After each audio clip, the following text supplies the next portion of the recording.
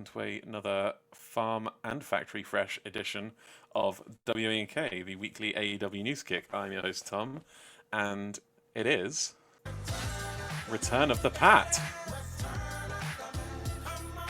Hello again. Ich sag Hello. einfach hello again. That's a pretty famous song in Germany from a American, Howard Carpendale. But yeah, good to be back. I just had you in my head, but I didn't see you this week, so. I'm shocked that there's a famous song by an American in Germany that's not by David Hasselhoff. Yeah, there are two. I think they found out somewhere in the 80s there is like a market for this stuff, so they Fair imported themselves without acknowledging us. And we are also joined by our resident sound engineer, who I usually give some sort of witty remark for, but I don't have one this week. So, you're right, you bastard. It's Jack.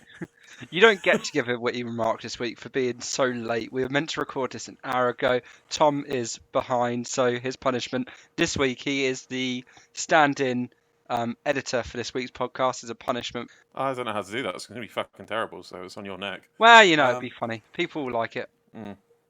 I'm not sure there's any breaking news stories this week. Is there? Is there any I've missed? Patrick? Go to Patrick because Jack is...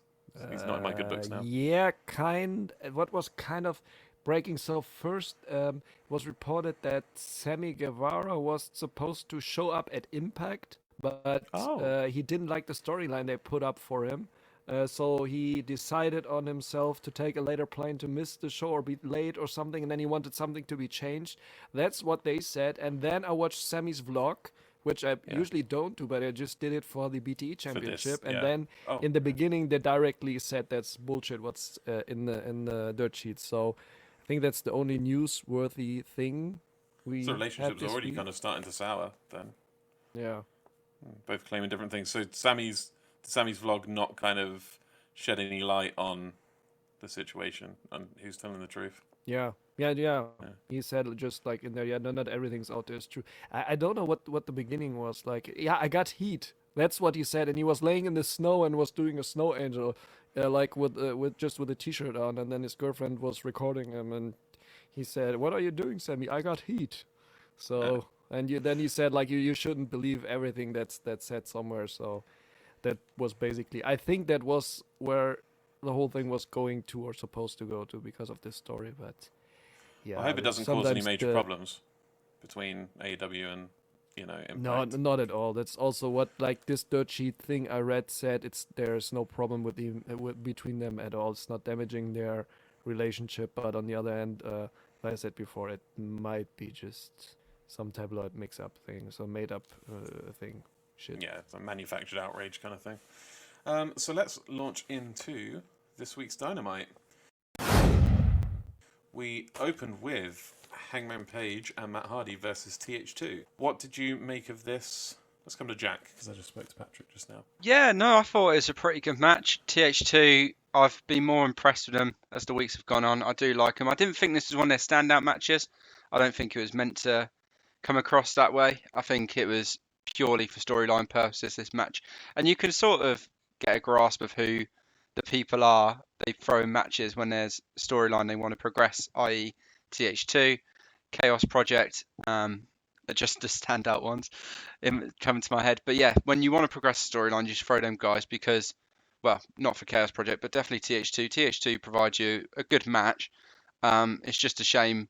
It's so weird because my outlook on them has changed throughout the last year. Last year I hated them, cringe fest, didn't enjoy seeing them. Now I'm actually a bit of a TH2 fan, not a big one, but I enjoy watching them because they offer something a bit different. I don't think they're as cringe anymore. I think they've kind of sorted their act out. But in terms of the relationship with Matt Hardy and Hangman Page, look, the match was good. It was not the match of the night for me, but it was a solid match. There's some good moves. Finished with obviously Matt Hardy stealing the pin again, and then everything that unfolded afterwards, which I won't spoil because otherwise that will give, I want to give Patrick his limelight. But my opinion, good match, not the best. TH2 starting to show what they're made of, and Matt Hardy and Hangman, yeah, good tag team. Good tag team. Did it finish with Matt stealing the pin, or did he try to and then it got kicked out of, and then it finished with a double? Not this time. He actually did the twist of fate himself. Yeah, he did the and twist of then fate, but then he did the twist of fate and then pinned and then got the win for it. So that's what you also earlier wrote in our group chat. It looked a little bit like, because Angelico Jack Evans did a real big botch with the moonsault.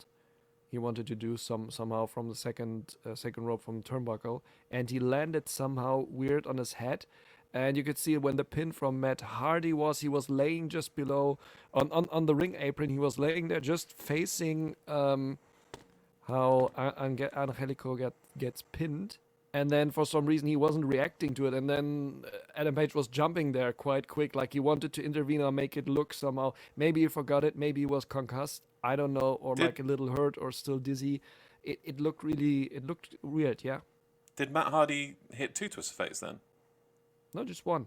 One twist of well, fate. well then I would bet my life on it that I'm right and you two are wrong about the finish, because I am 100% sure that Matt Hardy hit a twist of fate that then got kicked out of, and they had a little bit of a sloppy finish, where Adam Page hit a double buckshot lariat. Was what happened right before the end. I'm gonna have a quick rewatch then, but yeah. Also, like I can just agree with Jack. It was a good match, but nothing really special. This botch was weird. I think this made also this falsified finish or so. That was a little weird, but the outcome of the match afterwards was way better and I think way more important than the match itself. So I thought, as a whole, the match was, as Jack said, it was a good match. I would go as far as to say it was good, with a bit of a sloppy finish. But what I did like is Hangman kind of showing he does have wrestling chops, because he's been involved in great storylines. He got a Wrestler of the Year. He's got great energy. He's got great work rate.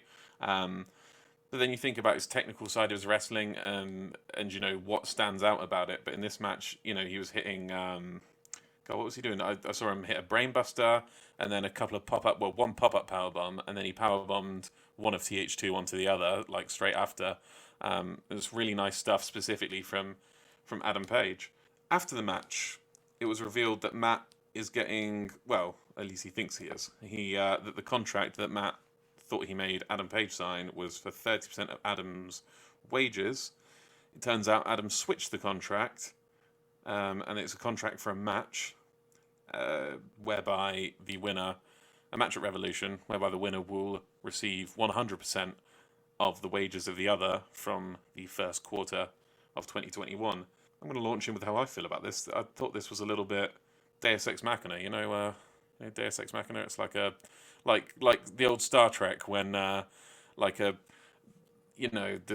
be a situation where you wouldn't think, how are they going to get out of this? Do you know what I mean? And then it would come in with this brand new information, just like out of nowhere, that had never been kind of hinted at or any groundwork laid for it. Like it feels like they came up with it this week rather than it was something they had planned all along. Do you know what I mean? It felt like they planned it after the fact. Just felt a bit weird, like a pretty easy twist. Oh, by the way, I had another contract up my sleeve. I switched the contracts. Do you know what I mean? I'm not sure if there's any evidence for that in the old video or kind of any hinting at it. I don't know, it felt a bit weird for me. And there was more that happened after that. But do you guys have any thoughts on this? Yeah. I think I said it maybe last week or the week before.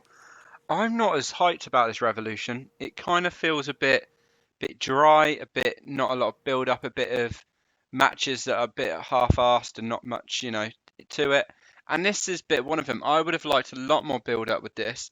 I was surprised they threw it straight away. I thought Hangman, especially after switching the contracts, would have had a bit more fun with it and maybe led Matt Hardy on a lot more. But as it progressed, the segment, when Matt Hardy realised what had happened, obviously, actually rewind to when Matt Hardy realised, Hangman obviously saying about switching the contracts and that Matt Hardy didn't read all the contract. The Jacksonville Jaguars mascot comes out, all celebrating, gives the contract, and that's who ends up being, when Matt Hardy realises, Isaiah Cassidy starts beating down Hangman. And then my favourite bit of the whole segment, Dark Order coming out to protect Hangman, which I liked Tom mentioned last week, so credit to Tom, saying the whole Dark Order is going to save him from Matt Hardy segment. Came a bit early for my liking, like I said. I'm a bit of a wrestling oracle as it goes. But I would have liked more build up for this, if I'm honest. It kind of feels rushed, and as you said, it's something that they've just thrown together because their card needs filling. But one thing I did notice whilst we were waiting to record tonight, I thought I'd have a quick look on like Twitter and Reddit, see if there's any good little spots people have found that I can add in. And one that I did like is Hangman saying, and I didn't notice it the first time. I mean, obviously I caught him saying it, but I didn't know what it was referenced to when he said, an old friend of mine always taught me to have spare some papers up his sleeve. You know what I mean? And that was reference to Brody in the Dark Order. He always used to have the papers, didn't he? And so I saw that on Twitter. So shout out whoever tweeted that. John Silver liked it, so that's why I saw it. But yeah, I thought that was a nice touch. But overall, am I hyped? I mean, I'll enjoy the match at Revolution. I don't think it'll be an amazing match. I don't think it'll be the match of the card, but it'll be enjoyable. But I would have liked it to have gone on a bit longer than it is looking like it is going to be. I marked out for the Dark Order coming up for the save. Like, if you had told me last year that I would have been popping for Alan Angels squaring off with somebody, like, I was like, oh my god, it's Alan Angels! Like, you know, when he was like stripping off to fight, like that was psyching me up because as a collective they're so good and they've got all these personalities coming through online and on the show and everything. What did you make of this segment, Patrick? Well, the segment after the match. I like the segment itself a lot. But I completely agree with Jack that it feels like forced or so. Like last week already, they showed the video. This is like super stupid. The camera is on it. He makes him drunk. He pulls out this shitty contract, which looks kind of different. He doesn't look on it. And then this week later, they explain it. Maybe they had the plan, or they read the internet comments that people were like saying this is dumb shit. So there's a lot of suspension of disbelief in all what's happening. Sometimes there in this backstage segments mixed up. Also the same with last week, what you guys also said. There was a camera, or Sammy wanted to have a camera with MJF in the locker room, and then MJF wanted to record something, forcing him to say something wrong, but you have it on camera. This is like very bad storytelling. So that's what I also don't like, and also it feels a little rushed. But I guess they had a big plan for this whole Hangman and Dark Order build up. Maybe one day if he might join there one day.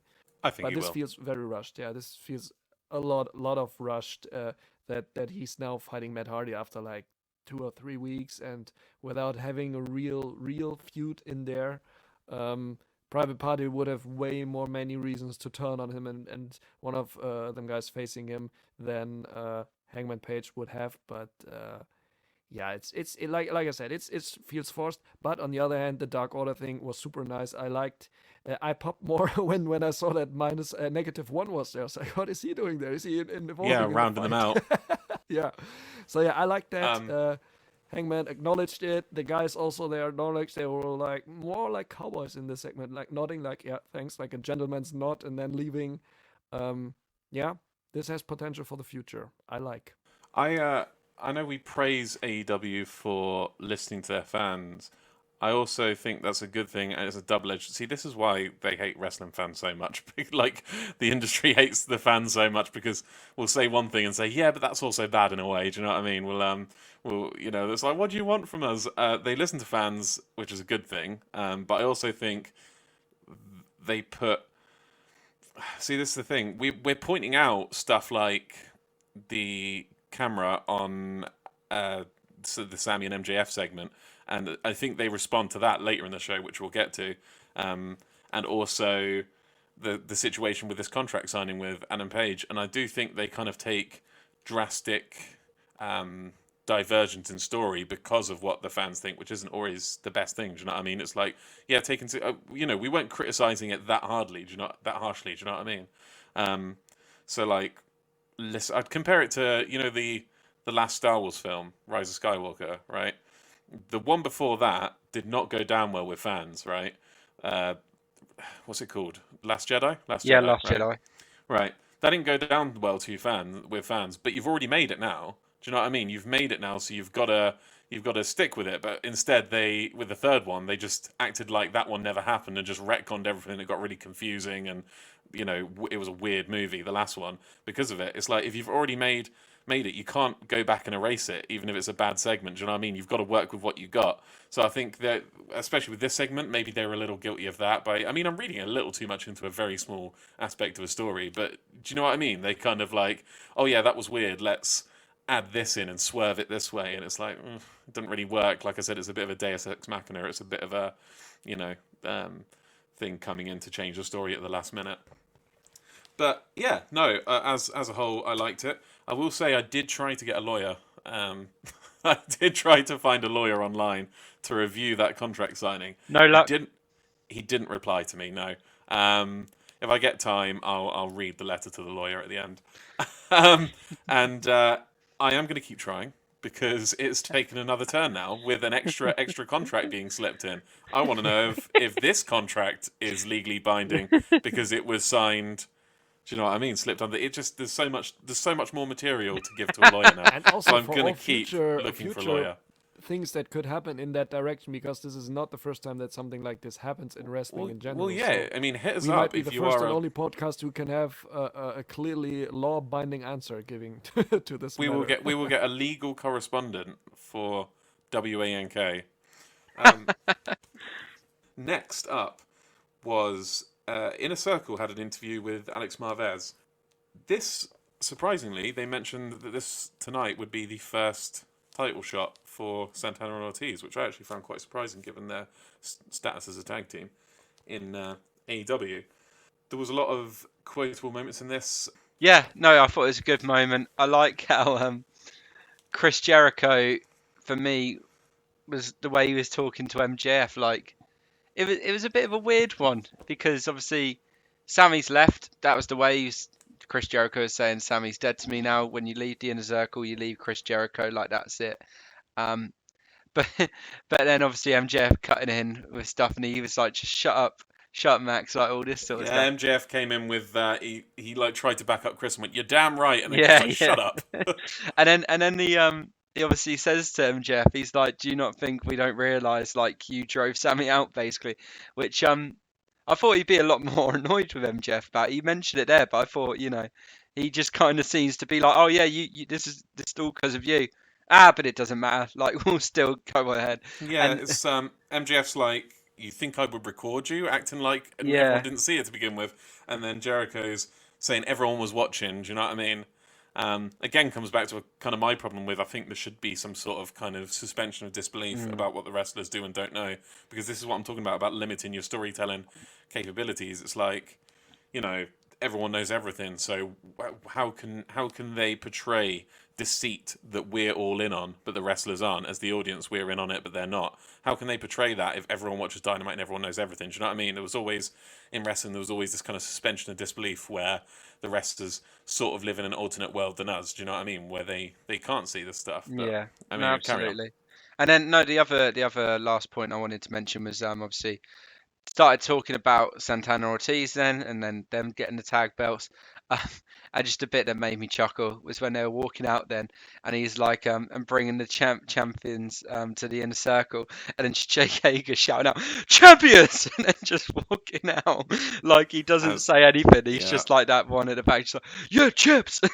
Let's go. But that's all. It was a good segment. I enjoyed it. I think, as we say, further storyline, like they're not oblivious to what MJF's doing, but it seems like they don't care, which is weird. yeah. It's like you say that it's weird that they don't care what MJF's doing, but that's the boxing themselves in storyline that they have to deal with by having everyone so self-aware. Do you know what I mean? I ended my notes on this because Chris Jericho said to never mention Sammy again. So I wrote Sammy ist verboten, and that leads us into Patrick's opinion on this segment and the direction of the Very storyline. well transited here. Yeah. So this storyline is fine for me. Like I don't need to add so much. Jax had already a lot of very right things about it, so I don't need to add so much. But what I want to criticize now is um, they had this huge fight like 4 weeks ago, was it? Who's the number one tag team in the inner circle? And now this week it's Santana and Ortiz. They are not even ranked number one, and they're getting the title shot, and they're all like, "Yeah, we're all in. We want you to be the champs." And I'm like, "Did you know what you were fighting about a few weeks ago? Like, did you forget about it? And now you're talking about Sammy and just erasing this." Comes again, suspension of disbelief, and like you said, also Tom, maybe they're living in another world, or when you're the viewer, you're thinking, are they living in another world? Or yeah, that's what I did not like so much about it, but it was already also discussed last week that they are getting this title match out of nowhere. So yeah, but the whole segment in general was good, and also Chris Jericho being like this dad intervening there, like shut up, and Sammy, it's your fault, you're dead to me. Like this, it feels more like a family feud than God, you had a harsh than a father. group feud. They don't fuck around in Germany. That brings us into Serena Deeb versus Riho. Good match from my perspective. You always knew I'd rate this a good match. What did you make of it, Patrick? Let's have your takes. Yeah, thanks. I loved it like a lot. They had the time like around 15 minutes time to show that. I really loved the moveset. They were able to show this selling from Serene Deep from with a knee injury. That was fine, but in the end she forgot about it. She even did some power bombs, and so like yeah, that was like okay. You forgot about something, I guess, when you had pain before. Well, she went to grab it straight after the finish at the very end of the match. After the match, she went right back to grabbing her knee. Yeah, but she didn't do for consecutive minutes or so while she was doing moves and stuff and like running, and so this was like, yeah, okay, just sell it or just leave it. Like she's not doing as good as Matt Jackson does, like for consecutive 3 years. Yeah, but the moves, like I said, the moves were really good. Like really, also some hard hitting stuff. Still, like I had to look it up. Rio weighs like 45 kilograms, and she still is hard hitting with some moves where you're like, okay, even when she's just 45 kilograms, I don't want to take that from her. You know, that's. Can you translate that to freedom units for our American listeners? Yeah, I think it was 96 pounds. That's what they said on commentary, and then I had to. Less than 100 pounds. I had to check that. Yeah, and also like the top rope, the stomp she did on Serena Deeb. I called it stomp into the uterus, and and yeah, that was really, like I said, a really good match. The only thing I did not like, but it's not only this match and these matches in general, when they end up in these roll up combinations. I would say that like counter move, counter roll up, roll up, roll up. This could have been done with a good finisher. Like Rio has I don't know what to, she has like a V trigger, like a running knee as a finisher. Would have been nice, but also on the other hand, they protected the NWA Women's Champ now with it, that she doesn't get like a clean pin loss. To be honest, I expected that Serena Deeb is getting the win and meeting in the next round Thunder Rosa to set up the feud maybe a little bit. For a rematch or a future match for the NWA Women's title.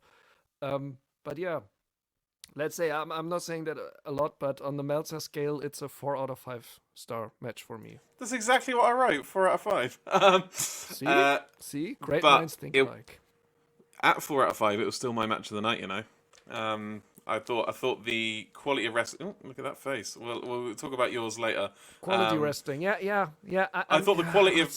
I thought the quality of wrestling this week was not bad. I thought it was a little bit lower than it has been previous weeks. At the top end, do you know what I mean? It was also less at the bottom end. There weren't any bad matches. Well, were there?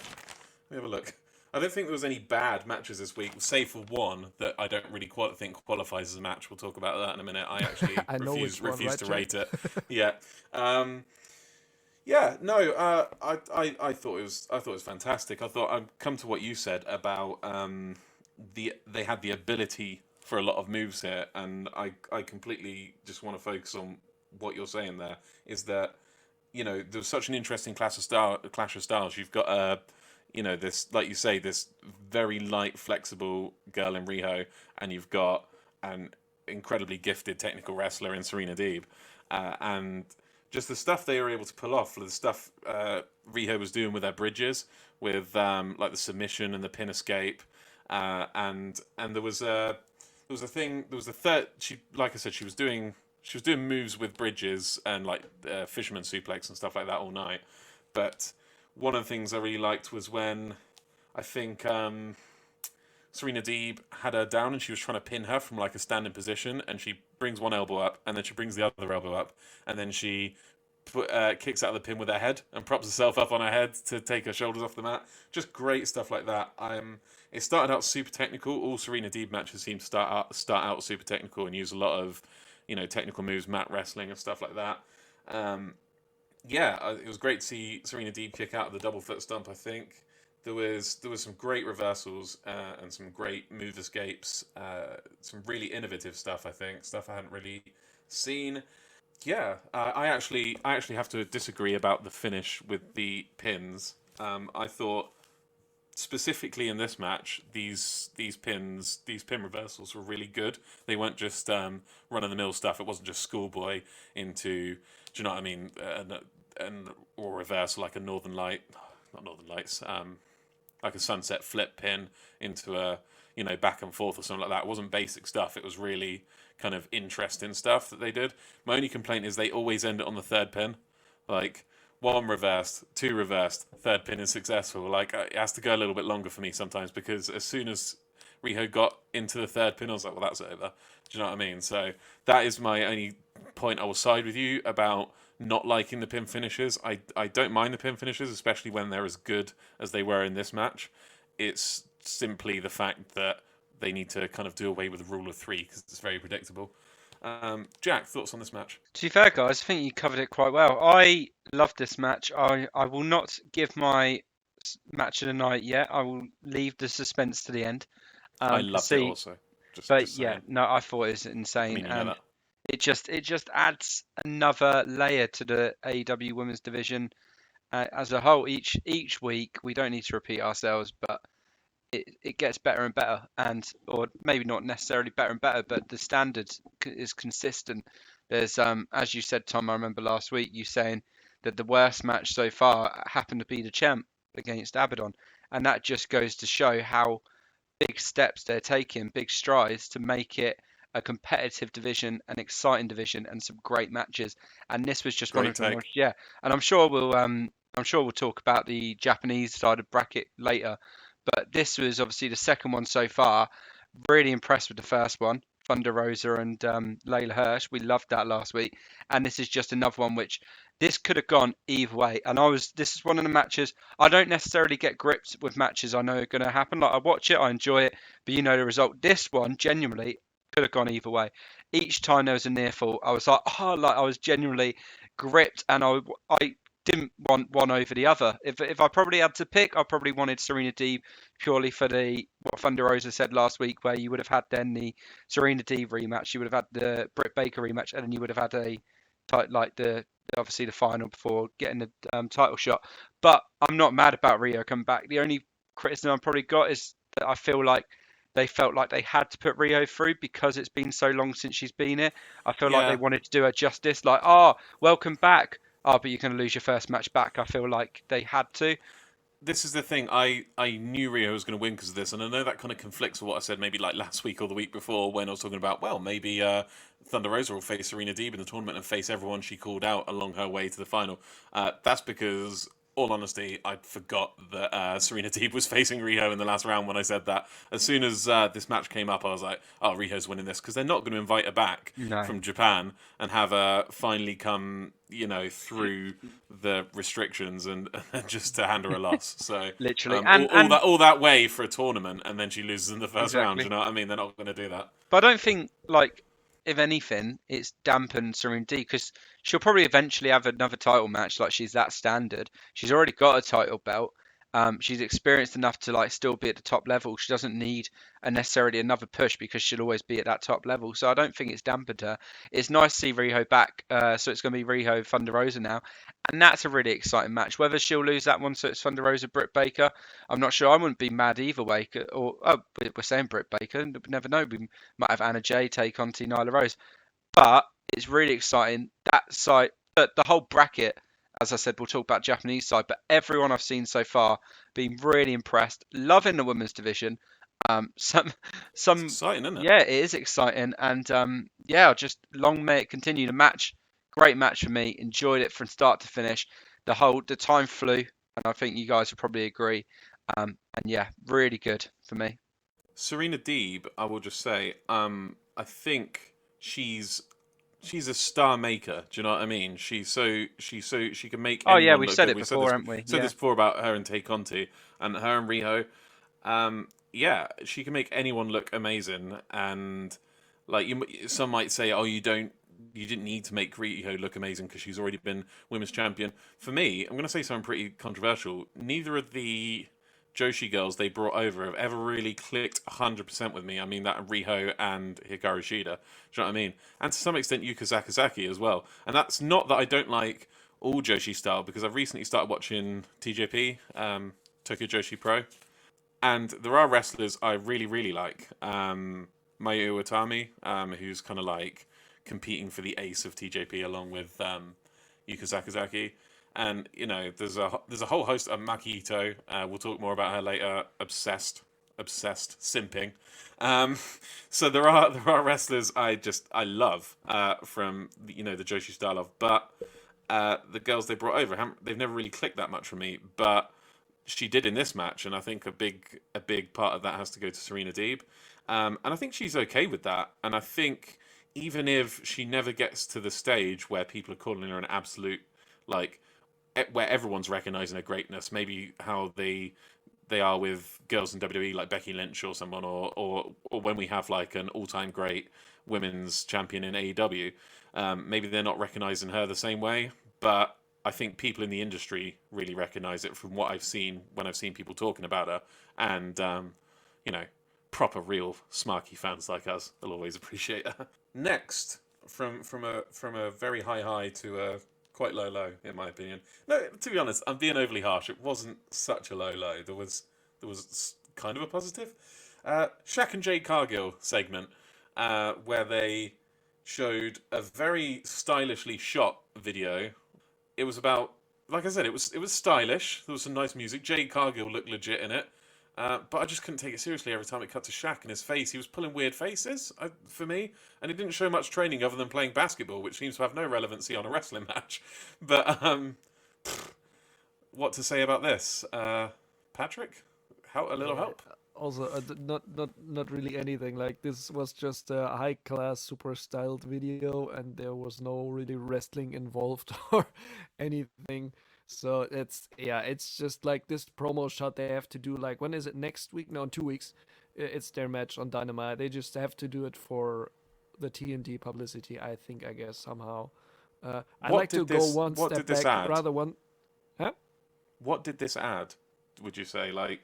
You've got to look at every segment and say, what did this add to the show? What did this segment, like, if it was a workout segment, like a proper, showed them like in a proper gym and like proper lifting and stuff like that, I'd kind of get it. Do you know what I mean? I'd say, oh, look, Shaq's training for his match and, but sitting on the bleachers while Jay Cargill shoots a 3-pointer, like, what's the point of that? Like, how does this add to the feud?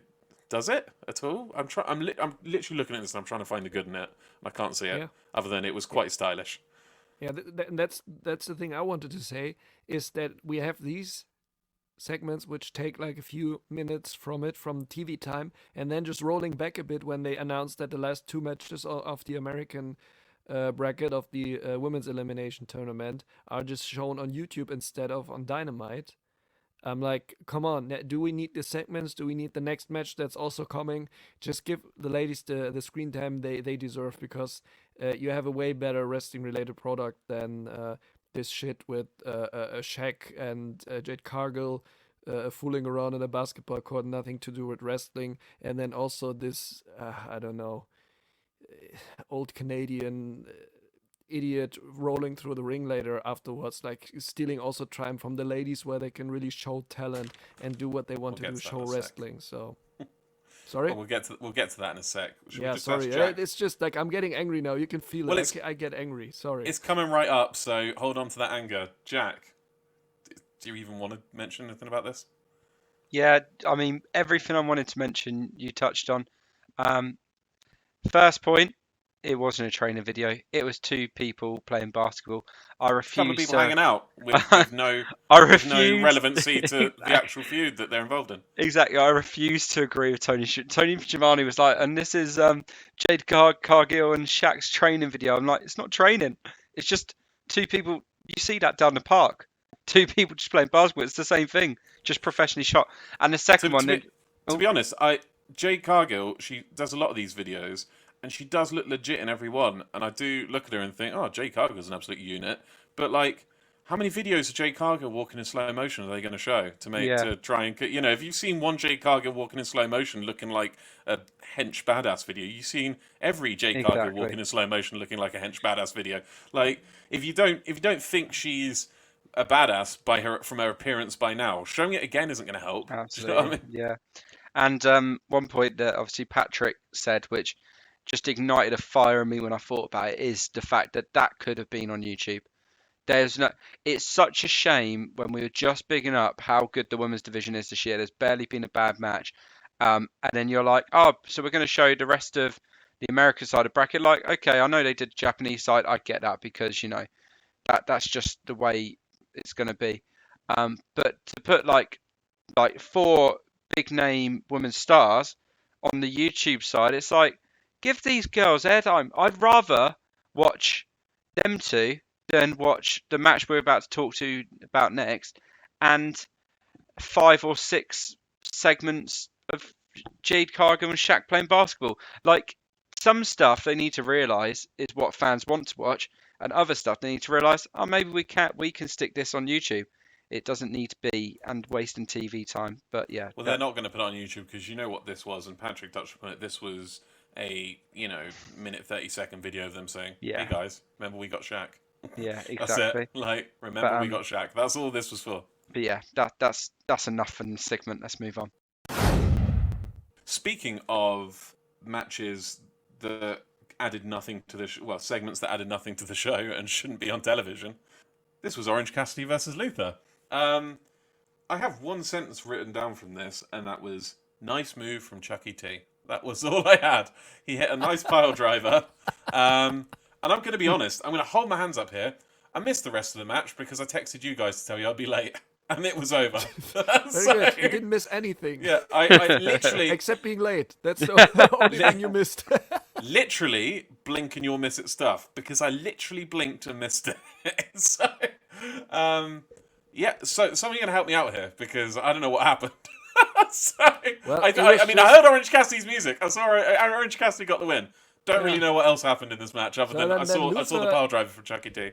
Luther attacked him quite quick. I also don't know anymore what direct move it was, but then they grappled a little bit, and then it got to the outside, and then Orange Cassidy did a pile driver out of the ring, like from the apron down there with him. Was it from the apron or on the outside? Whatever. On the outside of the ring.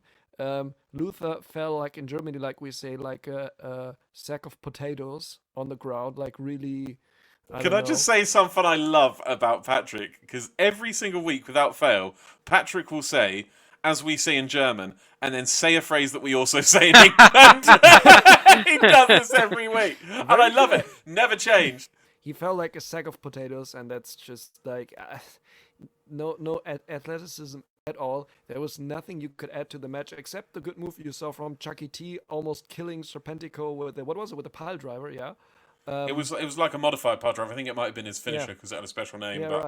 It's been that long since I should know it because I've seen Chucky T stuff before outside of AEW, but I've forgotten it. So yeah. Yeah, it's this nice modified pile driver finisher version, whatever, what a great move, I have to say. I was like, wow, did he kill him just? That was the only good outcome to see a nice finisher now. And then he did the orange punch against him, and he fell like a second time like a sack of potatoes to the ground, and just Orange Cassidy had to lay on the sack of potatoes, just make sure no potatoes are rolling out, and then it was gone, and they had to roll him out of the ring because he's a sack of potatoes. I don't want to add anything more to this match. I mean, if he's a sack of potatoes, then he's in danger from being yeeted at someone by Lance Archer, surely, based on last week. Or someone takes it and hits the other one with it in, in the Moxley, main event from last week. Don't want to be a sack of potatoes around AEW. You won't last long. Jack, you don't want to talk about this match, do you? What match? Exactly. Moving on. There was a promo from Team Taz. It's like they put all the stuff that Jack hates like in a row. it makes it easy when I edit. Just put all the shit together. Team Taz came out and cut a promo. It was only Taz Hawk and Brian Cage. The rest of Team Taz have been caught up by snow in Texas. Hope everyone in Texas is keeping well. Not sure they'll be able to listen to this podcast. The stars at night are big and bright, deep in the heart of Texas. I hope that synced as well as it did on our video there. Yeah, that was bizarre. Talking about a very serious issue about the storms in Texas, and then Jack does that. It's kind of thrown me for a loop. I'm gonna be honest. It's like we're talking about World War II, and then Jack just starts singing Edelweiss. You know? Love it. I don't love it, by the This way. just came in. There's a storm in Dallas. Oh, yeah. Thoughts and prayers to people in Texas. Not like I said, they might not be able to listen to this because of no electricity. But yeah, stuck in Texas. They weren't the only ones, but we'll get to that later. And they were talking trash. A lot of nothing phrases again. Sting interrupted, and Hallelujah finally did something. Squared up to them, bat in hand. Taz called him out for relying on the bat his whole career. You always need the bat. You always need the bat. So he threw down the bat and got the shit kicked out of him, which is not surprising because he threw away his weapon in a ring with 3 people. What did he expect would happen? He's like 60 as well. So yeah, I mean, at least he did something and took a powerbomb from Brian Cage. Very safe powerbomb, by the way. I was, as soon as he went up for him, like, he's not taking that, is he, from Brian Cage? I was like, as soon as I realised he is, I made sure to be paying attention to how kind of safely Brian Cage hit it. Very was the answer. So props for him for that. I mean, what to say about this? Let's come to Jack because he abstained from the last match. So when it comes to Sting and Team Taz segments, my bar is very low right now. Like, he could move and I'd be impressed. And that's exactly what he did this segment. He actually moved. And he moved a little bit. He did, and something happened. It's like prodding a dead body with a stick. You've given up all hope, and it twitches, and oh my god! Like, you know, even if it's just like some rigor mortis stuff going on, you think he's alive for a second, it blows your fucking mind. That's what this was for me. Like, maybe I over enjoyed it too much just because I saw something happen. Do you know what I mean? But do you reckon it's just a long-term plan of AEW where, like, what if we do weeks of nothing with Sting, and then all of a sudden we do something, and then everyone's a fan because we've done something? It's like, it's the master fucking plan big brain now. move, 4D chess. But no, for me, the segment, I mean, like I said, the bar's very low right now. So this was a 5 out of 5 segment for me because something happened. That's how low. But no, I mean, it was cool to see, you know, something different. I enjoyed that. I enjoyed to see Sting have a bit of, you know what, I don't need this weapon with me. Turns out, like you said, Tom, he does need the weapon. And, famous last words. I don't need this bat. Like, he's kind of got baited into that, reverse psychologied into it by Taz, hasn't he? I was like, what are you using that for, you pussy? And he throws it, oh, you fucking idiot. Like, piece of shit out of him. Literally. But the only really thing I loved about this segment was just seeing how hard Brian Cage just powerbombed him onto the ring, because that was like, for like you said, a 6-year-old man, that was a hard like bump to take. Like, Brian Cage, I imagine when he does that sort of move, it's gonna hurt. Like, But he swung at it. But I think if you look very carefully, he kind of hits the landing softer than a bit slower than the initial one. So that he looks super powerful, but it's super. I think Brian Cage was a super safe worker. I mean, you'd have to be, wouldn't you, to entrust a legend like Sting at the age he is to take a power bomb of all moves. I mean, cheers, Tom, for disillusioning wrestling for me now.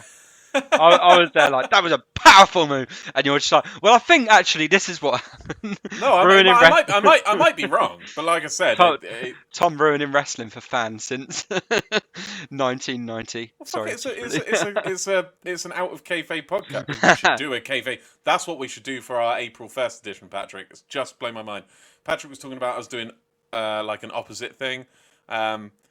About what we like and dislike. I think we should do the entire podcast in kayfabe. Like, you know. That's also awesome. I'm in it. Like some April Fool's shenanigans. I'm in it. Should we let the people know before? Do we need You've to got cut to this give the segment people what they want. I mean, people might wonder what the fuck's going on if we don't tell them. So, Patrick, thoughts on this segment? Yeah, that's. I just looked at it. So the Jade Cargill Shaq shenanigans plus the match with the orange juice and sack of potatoes plus this rewind of the feud so far where nothing happened. Like everyone knows what happened because nothing happened every week. This was like proper 10 to 15 minutes time, or it would have been 10 to 15 minute time for a women's match they could have put in there. So I just realized this makes me even more sad. But as you guys said before, finally something happened. Like Jack said, the expectations were extremely low, and now they could have just been topped. Underwhelming is not doable anymore. Otherwise, you just need to lift the floor and look below what's there.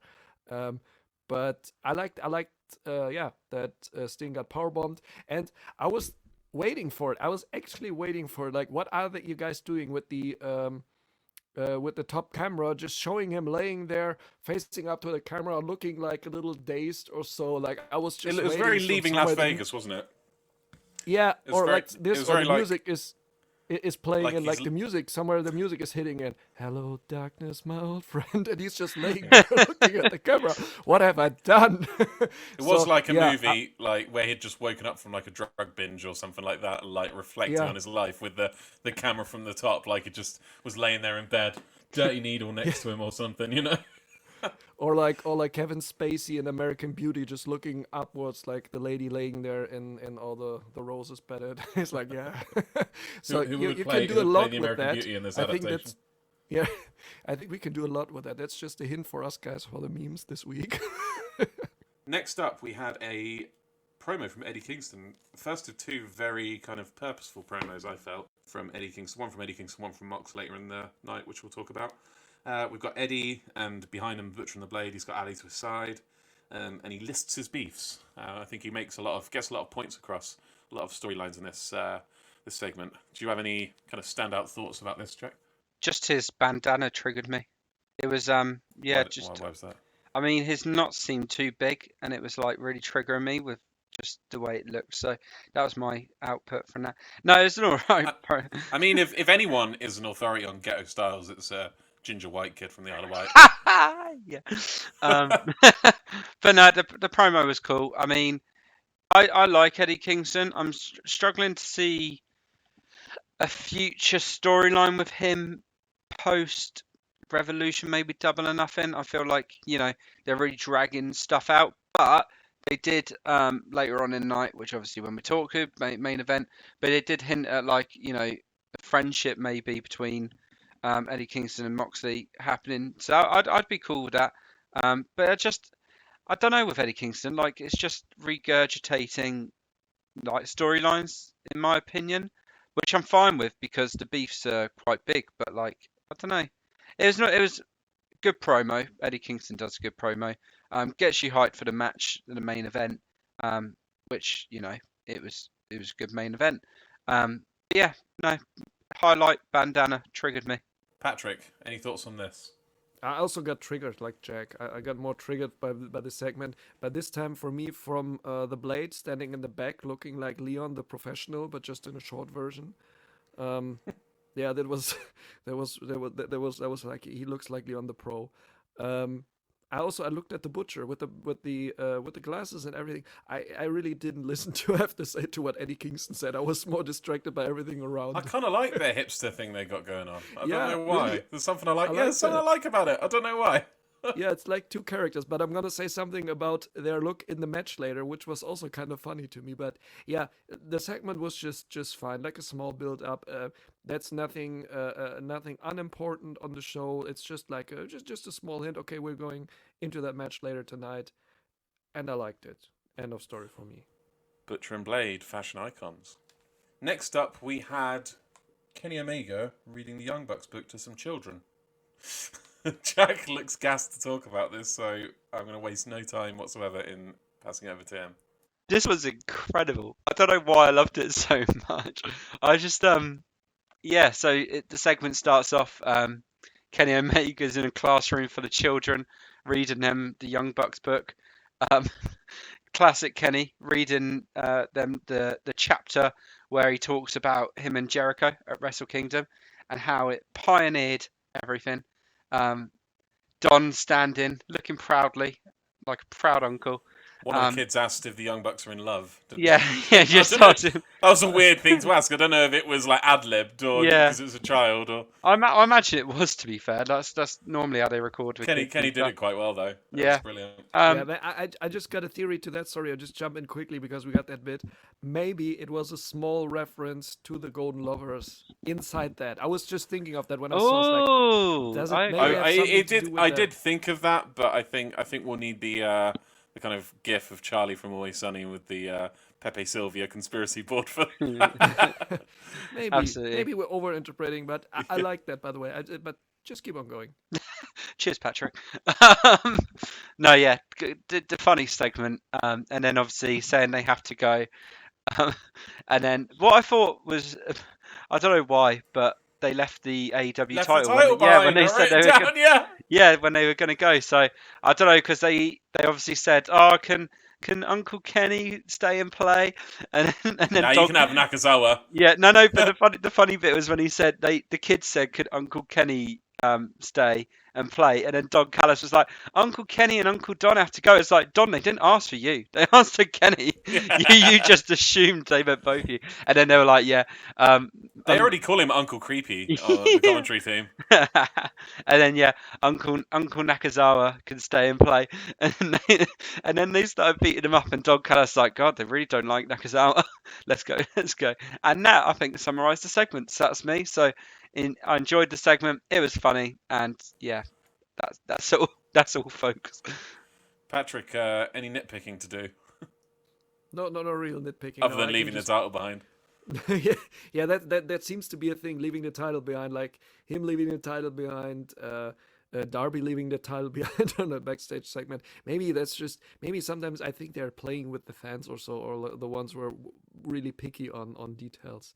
I would love it if there was like a year down the line there was like a video package of a wrestler that's collected all of those titles and like exposes the company for making kind of remaking the titles for, and he's got just this collection of them. He's like, I am the title collector, some sort of mysterious character showing like a flashback of all the titles being left behind, like a big twist segment or something. Right. It's not gonna happen, but I fucking love it.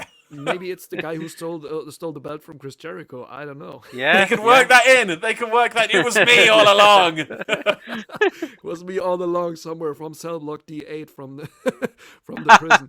No, but I like that segment also because it was a little surprising. I did not expect something like this at all. I loved it. Had a little bit for me like the kindergarten cop with Arnold Schwarzenegger. Like when you see like a big musculous guy like Kenny is, or not as big as Arnold back then, but still having him sitting there. And what they were talking about, like the kids, I like that the kids were interacting, the kids were playing along really good. I like that also. And they got a good crowd for that. What also in the end, like, can Uncle Kenny stay to play? And Kenny looked at Don Callis like, can I stay? I want to. He looked down like, I want to play. Yeah, he was like, yeah, he wanted to. So, and this also in the later segment where you can also see that Don Callis decides for Kenny. There was just a small thing that he decided for him. No, he cannot play. And then they just sent like Nakazawa in there to take the shots. And there was one thing I was waiting for. It would have been so good if the kids, when they were jumping on him and throwing stuff at him, that one took out his underpants and just drag it out from him. And then they had like this creepy male thong in the hands or so. But this would have been, I think, a little too far with kids involved. But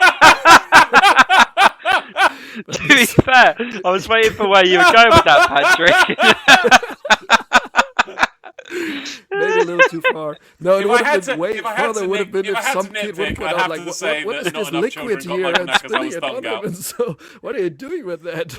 No, just they got really good with the whole segment. I like that a lot. And there seems to be a PR manager for Kenny coming in there, maybe.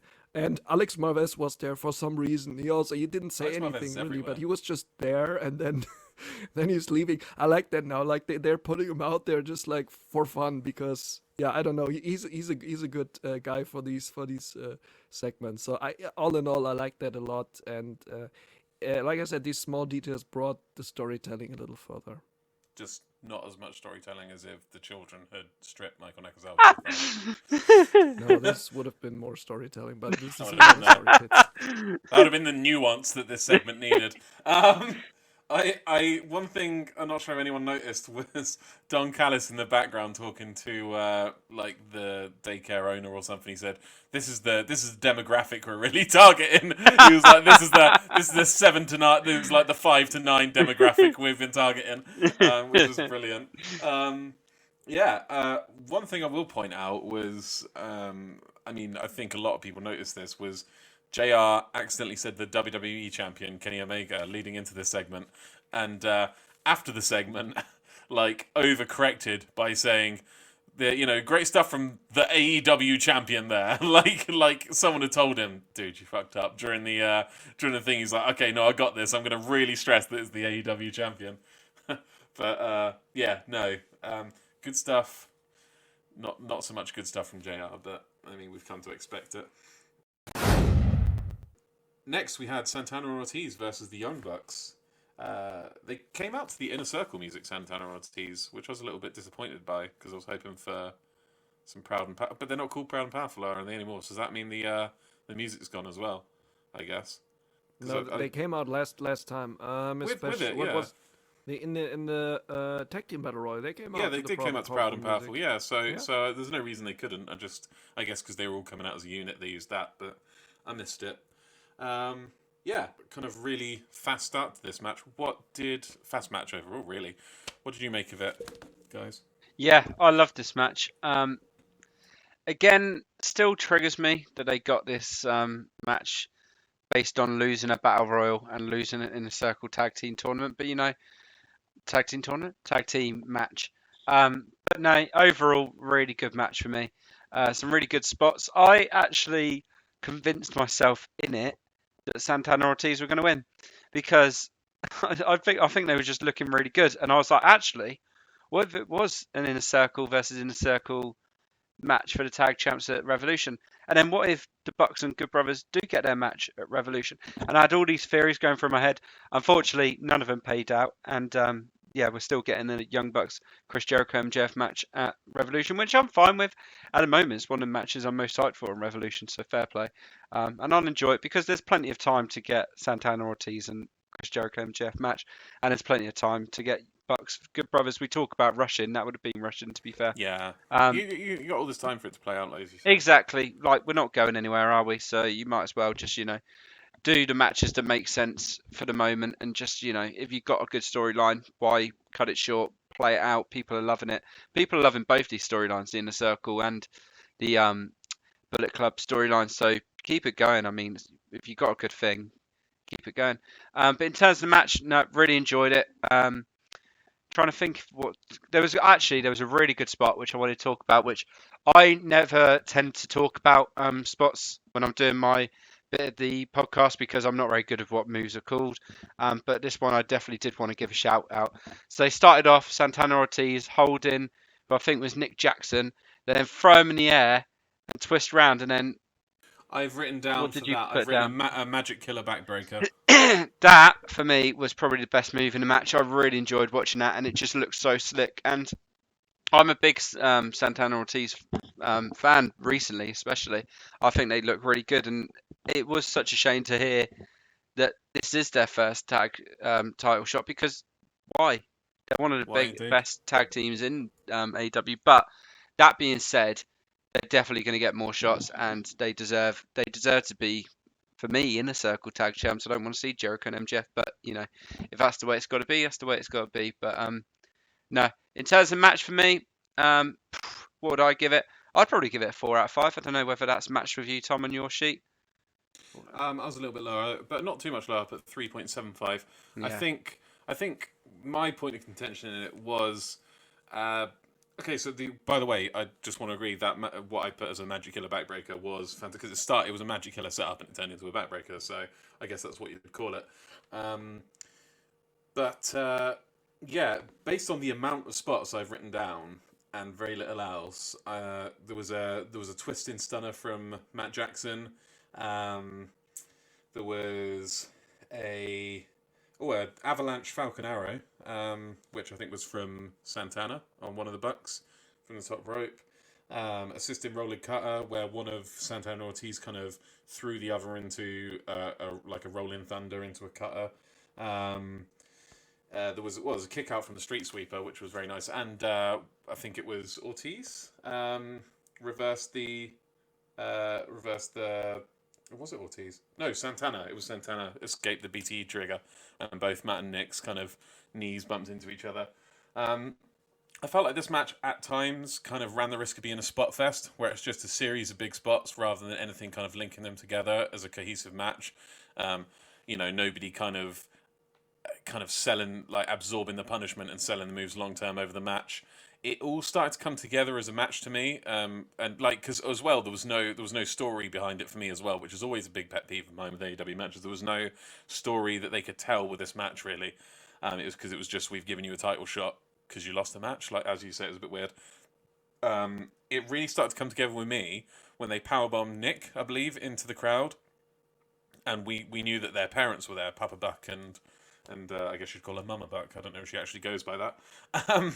And then it was over. And then, like a couple of moves later, it was over. After it started to come together. I wrote for me, now it's come together. Powerbomb in. Oh, it was Matt actually, not Nick. Sorry, into the crowd, and then right after then it finished.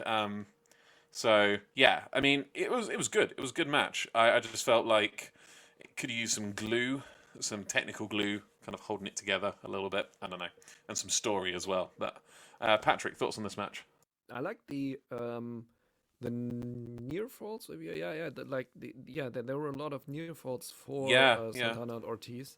I like that. Like Jack also said before, like I thought not for only a second, for a few minutes, maybe they're gonna win that match. But what if they're gonna win? Then at Revolution they're facing Chris Jericho and MJF, and this Yeah. would further go on in the storyline. So it made sense for a few moments that they might win it, and they were close to it. And then I also liked the finish, that it was just a simple inside cradle, the roll up from Nick to make them win. So it makes Santana and Ortiz look a little strong, not weak, and maybe this can transition into, or is it 3 weeks, to the Revolution match. I don't know if they're winning clean then against MJF and Chris Jericho, and then it makes like, okay, maybe this is a little too much interpretation if people didn't look too much into it, but this finish made them look better than Chris Jericho and MJF, like as a better tag team. Isn't it funny how we kind of equate, and it's true though, we equate them taking like a roll up pin to lose is kind of protecting them rather than having them lose to a finisher. But I think it's more about the element of surprise. Like there's like an element of sneakiness to it if someone gets a roll up pin away. Do you know what I mean?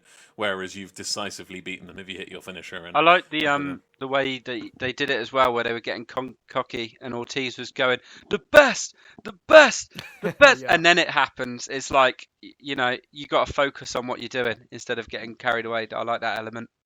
Patrick, I'm interested as a wrestling connoisseur, what you would say makes a match a spot fest in a negative way, and whether this particular match ran the risk of being it at times. Spotfest would be, yeah, usually, sometimes, yeah, okay, this goes back a little further, maybe. ECW had it sometimes, back in the days also. They had sometimes real spot fests where there was no connection between the moves. So this is what I would say Exactly. would make a spot fest. You don't have any connections. You're just like in these old ECW matches, especially with New Jack or New Jack against the Dudleys. They were just dragging themselves, like beating once, twice, then dragging through the crowd, laying on a table, climbing up 1 minute, going up to the next level balcony, and doing a splash through it, and then maybe pin, win, or just go back to the ring and then pin them there. Like these, that there's a lack of transition in the match with the moves Yes. themselves. You have Transition to make is the word. yeah, For sure. yeah, that everything fits together, that everything looks more like a mass. Not like negative, like everything put together instead of just single bits, just somehow connected, whatever.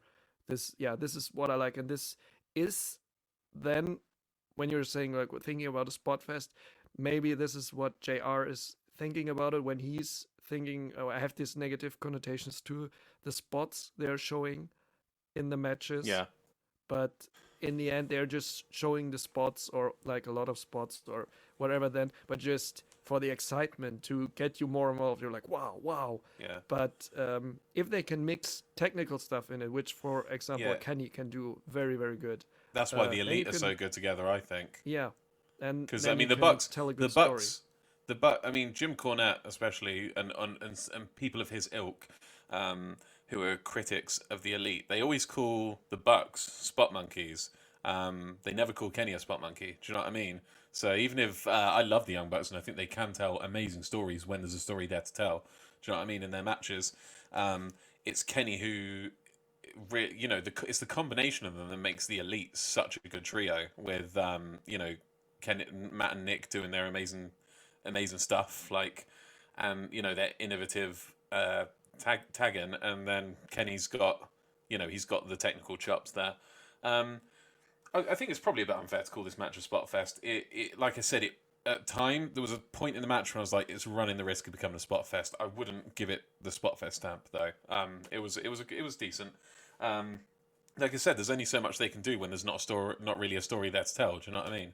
And I think it's like you said, a spot fest is really kind of, for me, it's kind of most simple, boiled down definition is just a series of spots with nothing connecting them. Do you know what I mean?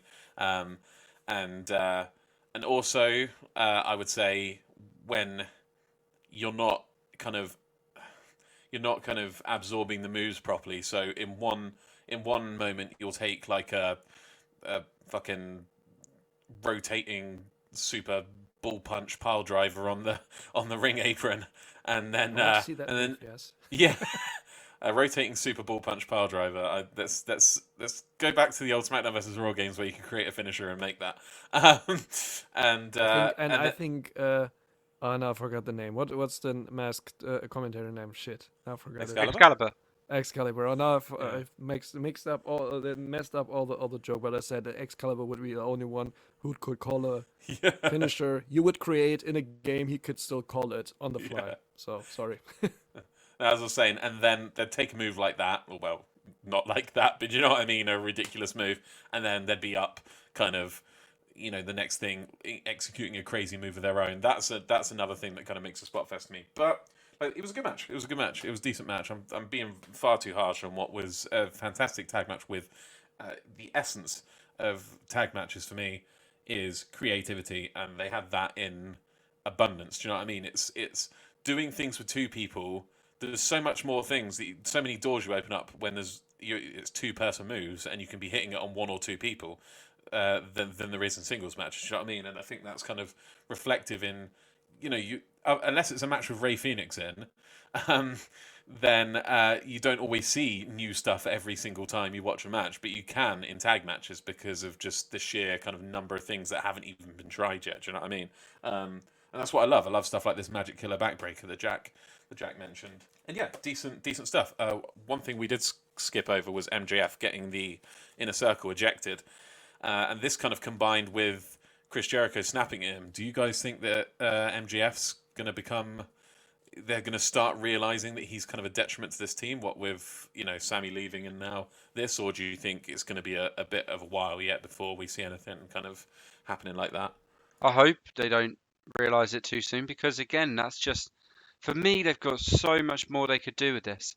There's so much more time they could go with this. Like I would like to see MJF not make it so obvious for a while and just try and get some sort of like, okay, you've got what you wanted now. Sammy's out. He's almost been exposed, so he needs to Yeah, so he needs to rein it kind of in. hunker down and Exactly. be a turtle in his shell for a while. Do you know what I mean? And not stir the pot, and then kind of start his next plot when someone else becomes a problem. Do you know what I mean? That's it. Which probably will be Chris Jericho, won't it? That's as the it. leader. Yeah. Well, I mean, Gen Z reference, but like with Among Us, you kill someone, you don't then kill someone straight away. You just gotta hide for a bit, kind of play it safe until you can. And I feel like with MJF, yeah, okay. So the first step in his plan, he's got in the inner circle. Second step, get rid of Sammy. You're now Chris Jericho's favorite.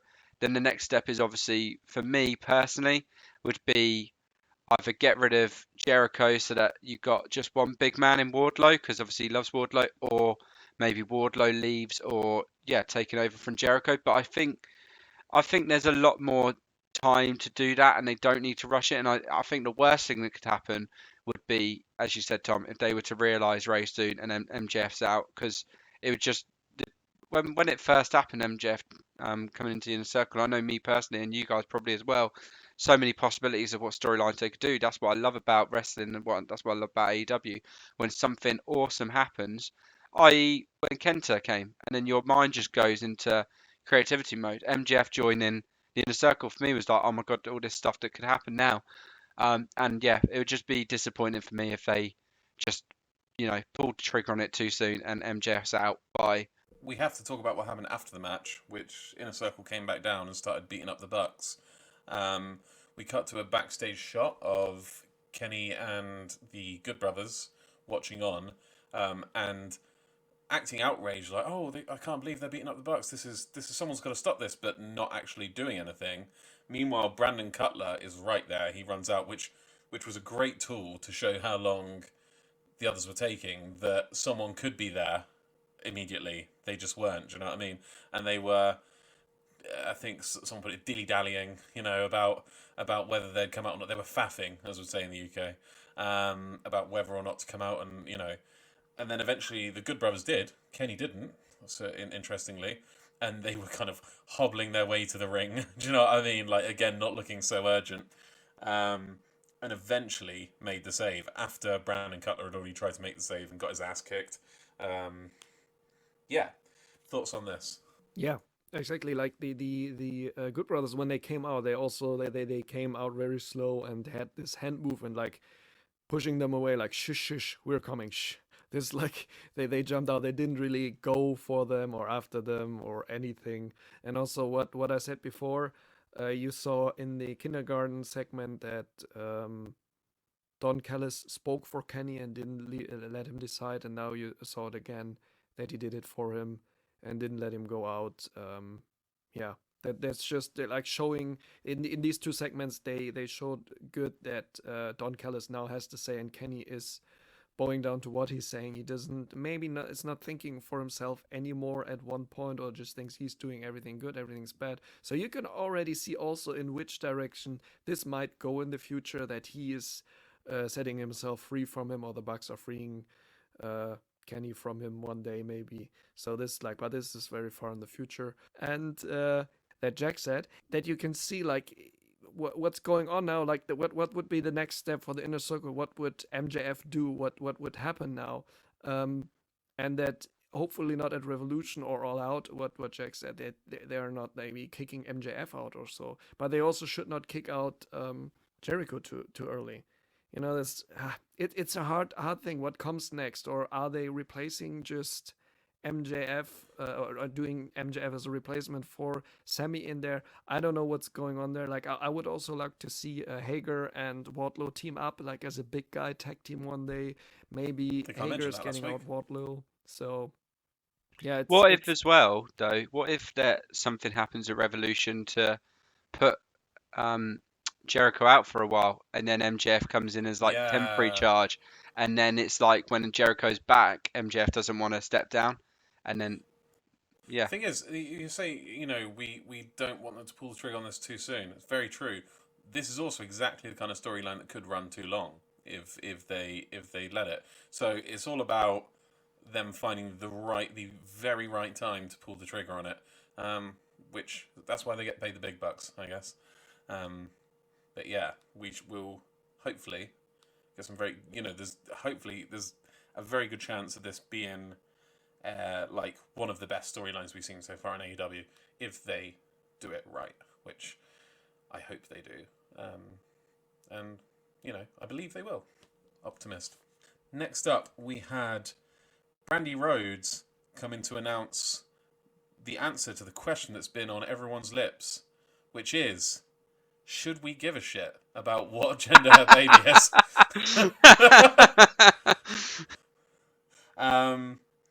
Yeah, there was a Brandy and Cody's gender reveal.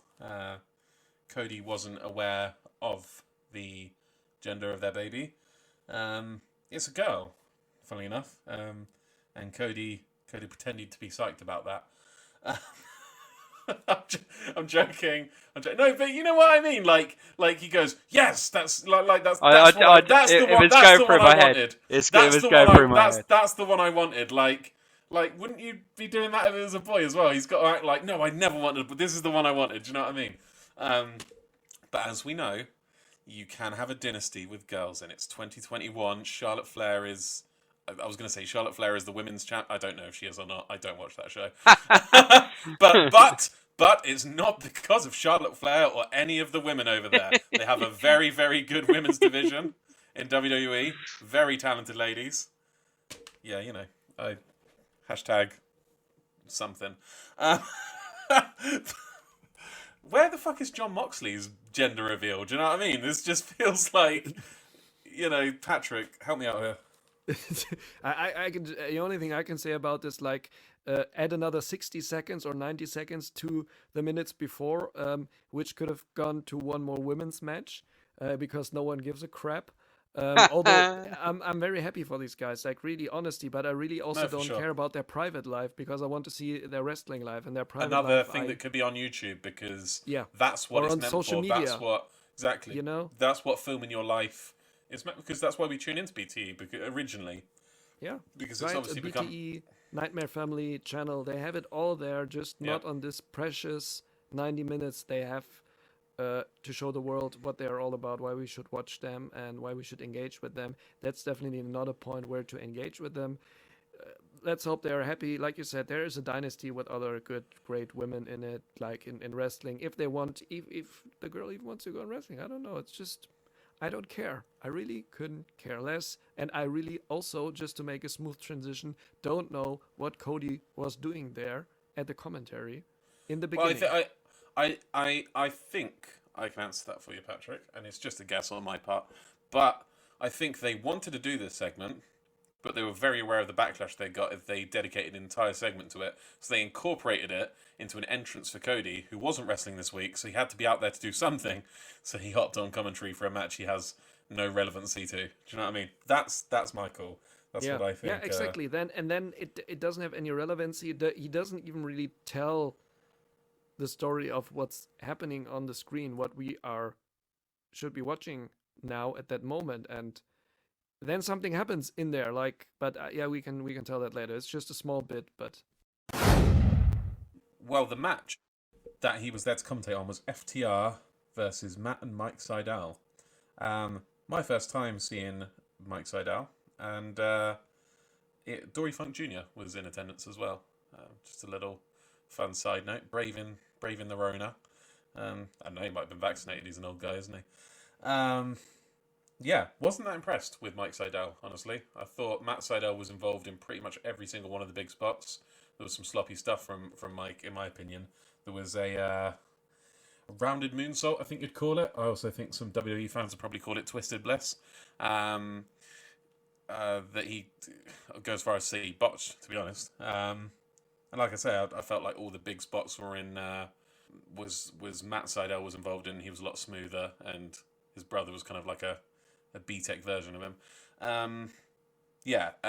Thoughts on this match? After I've just taken a little bit of time just to rag on Mike Sydal and not mention anything else about the match.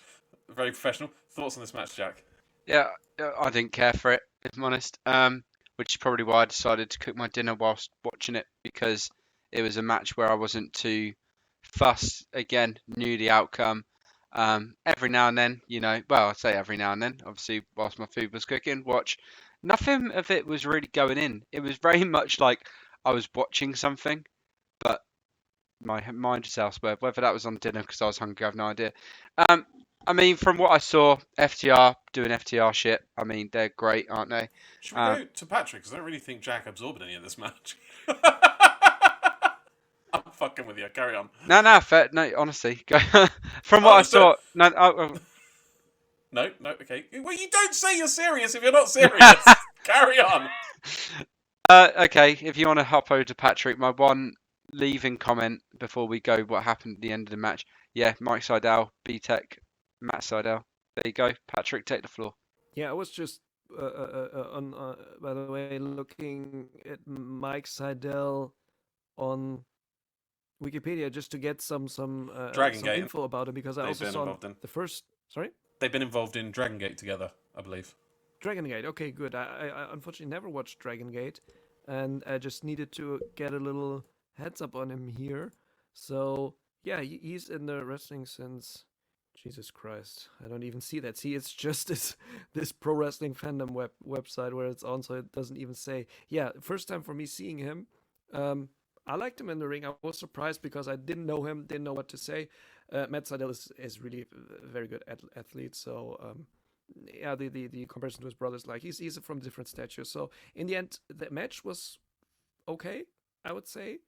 It didn't tell too much about a story or anything in there. It was just, I would say, it was just an extended squash match. What I said before, like in the match, what happened was that there came in this graphics out of nowhere that there's a ladder match for the TNT number one Face of the Revolution ladder match. Yeah. Face of the Revolution ladder match. Yeah. And Cody is in there. And then I was like, is this why Cody is now on commentary? This whole thing really confused me. Like, yeah, it didn't feel good. So like the match was good. Then these things like Cody comes before, then they have this graphic in there saying this match is taking place, and so I felt distracted. Like I can't blame Jack for cooking his dinner during that, because he didn't miss anything. It was distracting. It was more interesting what happened afterwards. But this time was just like, yeah, it got also like interrupted by a break on the US TV. So they also said, okay, it's maybe not that important. I think it's sad because this could have been a better match if they would give him it like the right spot that everyone is really listening to it and looking at it. But the commentary was distracted. You were as a viewer distracted. That wasn't fair for the guys in the ring. Which is a shame, because I don't think it was a bad match. I think there were some really notable spots in this match. FTR really showing their wrestling skills. We'll just mention Tully was the other person we mentioned earlier who was snowed out of Dynamite and stuck in Texas. So Tully was not there. Yeah, there was a beautiful German suplex off the ropes by Cash, and almost kind of like answering him, they even called it on commentary, a really nice kind of fast regular suplex in the ring from Dax. So, when people call them the best technical wrestlers in the world, I mean, they won our best technical wrestlers, or did they? No, they were up there. They came second after Kenny. They won tag team, didn't they? Tag team, yeah. And second on technical. That's why, what I mean? They do beautiful stuff in terms of technical wrestling. But yeah, I mean, I gave it a 3 out of 5. I thought it was a decent match if you pay attention to it. It's just as Patrick said, there was distractions. That wasn't a dig. I was saying it was easy to lose focus on it. In case anyone cared, my pasta was lovely. Nice. I also had pasta tonight. That was good. Tom just takes that. And she's like, okay. Like in his head, he's just like, no one gives a shit. Yeah, something I really liked after the match, because after the match, we'll talk about now. FTL won. You all knew that though. After the match, Luchasaurus returned with a new mask, and that has horns on again. And they all kind of faced off in the ring. One thing I liked though is leading up to that save. I think it was it Matt Seidel's hair that was going to be cut. The FTR got Doc Samson's medical kit, took some scissors out of it, and went to cut, I think, Matt Seidel's hair. One thing I really liked was, Jack will know this. We've talked about Alan from The Hangover before, but again, I got really big Alan energy here. You know when Alan, when someone takes his bag and he goes, "Hey, that is a Louis Vuitton," right? I got really big that energy from Tony Schiavone when he was like outraged about them using the scissors, and it didn't seem like he was outraged about Mike Seidel's hair being cut. He was like, "Hey, that is for surgical tape." Like he seemed mad that they weren't using it for tape rather than they were cutting Matt Seidel's hair, that they were misusing scissors that had been allocated for a medical procedure. Hey, that is for medical tape. That is for surgical tape. That was what I got. I just laughed at that. I just wanted to slot in from Tony Schiavone. The save was good. Typical wrestling save.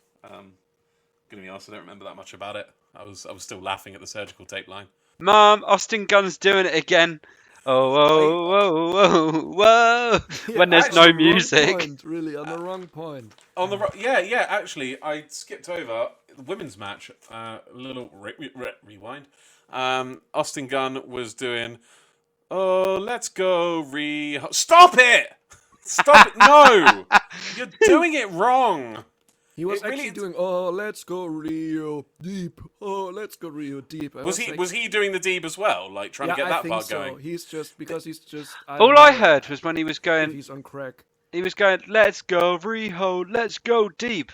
That's what I heard. Was he doing that himself? But then everyone else joined it. But he listen, started you don't need to go, "Oh, let's go." You don't need that chant because Rio Tom, we've done it 2 weeks in a row. You don't need to explain it. No. Listen though. Listen. Riho has a 2-syllable name. There's already a very simple chant lined up for her, which is, "Let's go, Riho." Okay? Like, that's that. What? Why mess with the classics? Also, Austin Gunn doesn't need to be doing this anymore. They had fans there this week. Like, cheer, because it adds to the atmosphere. It makes it sound like there's more. By all means, keep cheering, Austin. But this isn't your job now. Do you know what I mean? Starting chants. If he's doing it, fine. If he was doing it when there wasn't any real fans there, that's fine. It's a substitute for a real crowd experience. But now there are real fans there.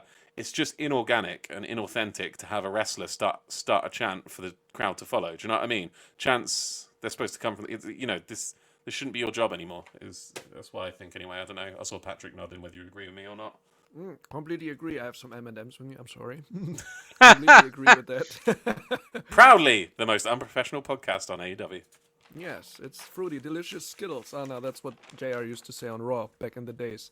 Yeah, I'm really annoyed by Austin Gunn now to jump in there.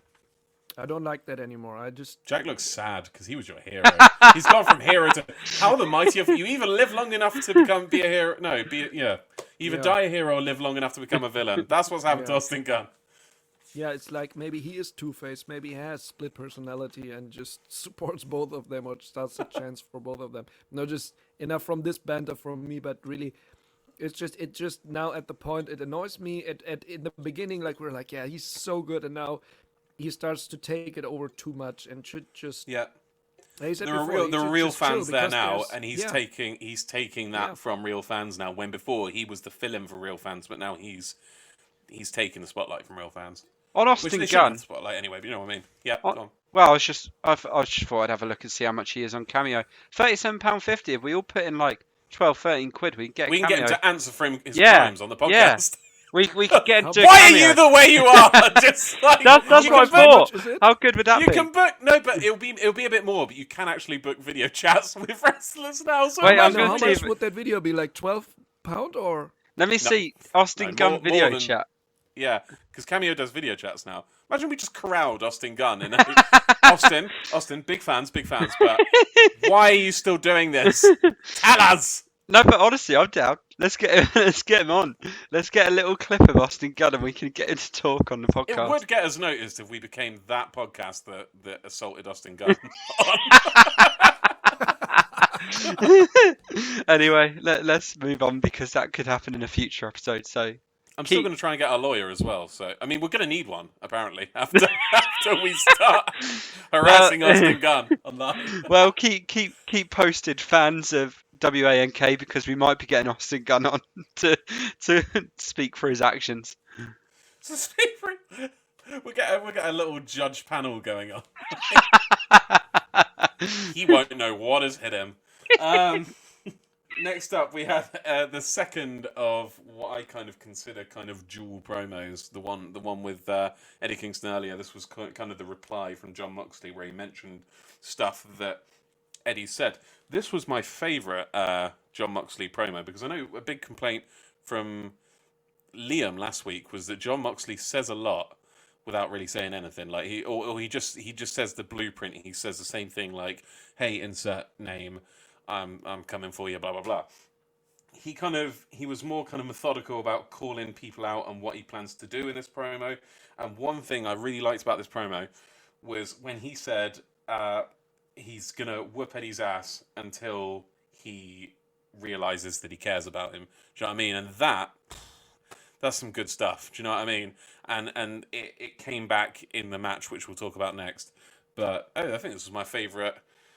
I don't know, it was my favourite John Moxley promo of the year, because I did like the one he cut the other week about Kenta being a dork. But it was good stuff. I liked it. He's a microphone master, is our John. Patrick, any thoughts on this? I was so happy when I listened to the episode and finally found someone who agrees with me on John Moxley promos. You could also say, yeah, insert name, blah blah blah. So it was nice. I have to say I like Mox, but I completely agree with Liam on this point that he's saying a lot, but it doesn't have a lot of content to itself, and always like in the same tone to bring his character over. So it's just for me, I don't really listen to it anymore completely what he's saying. I just get the vibe from it. I'm just like, yeah, he's gonna be in the match. He's just hyping us up there, and then we just go from there.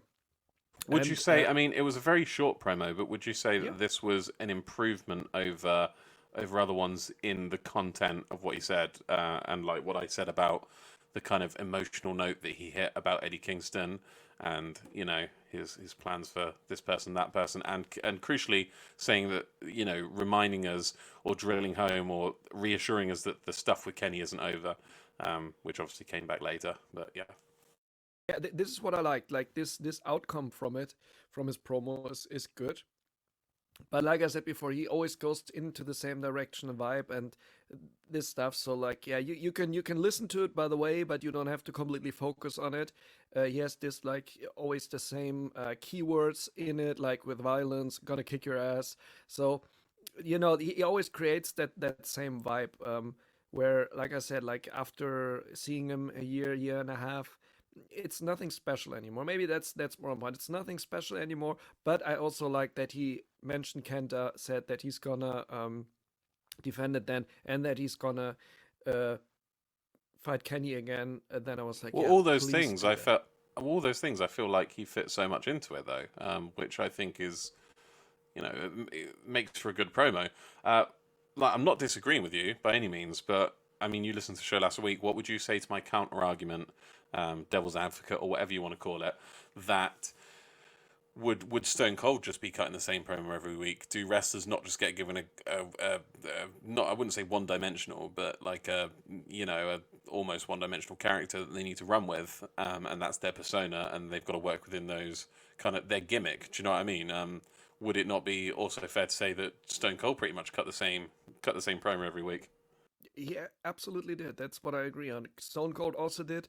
The Rock also did a lot of the things always the same time, the same things he said, the same quotes he's quoting himself over and over again, every week after every week. When you really watch these shows on the network, or or you just need to watch like the pay-per-views from the years, they're repeating themselves like a lot. And when you see the promo packages, so I think that's a general thing, because you cannot reinvent every time your character every few months, because when you see somebody every week you're like, yeah, he's gonna say that. And yeah, we get, like for a new if for a new viewer of the show, this would be good. You can get the vibe of John Moxley after a while, but knowing him there now for us, yeah, 1.5 years, 2 years he's there now. It's just, it's just like you have a marriage. After a while, you're not listening anymore to your wife so much. You just know what she means. Sorry, this drifted off in the wrong direction. Well, Sorry, between Jenny, this and me saying that Cody was probably disappointed about having a girl, this is a very female positive episode of.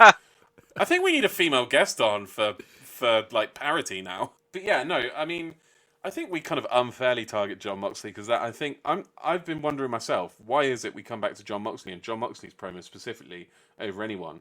And I think it's just because of the sheer number of it and the sheer number of segments they haven't cut on his own. Do you know what I mean? I think if you took any wrestler and you had their backstage segments, just them talking to a camera, eventually you would notice the exact same flaws. I don't think it's a problem with John Moxley. I think it's a problem with wrestling as a vehicle for what they're trying to accomplish here with these promos. Do you know what I mean? Like, I don't think you can put a guy in front of a camera every single week with just him talking to the camera and not have this problem crop up with anyone. Do you know what I mean? Even probably MJF, because he needs someone to bounce off. Do you know what I mean? With the mic skills he has. So I think it's because John Moxley has this lone wolf thing.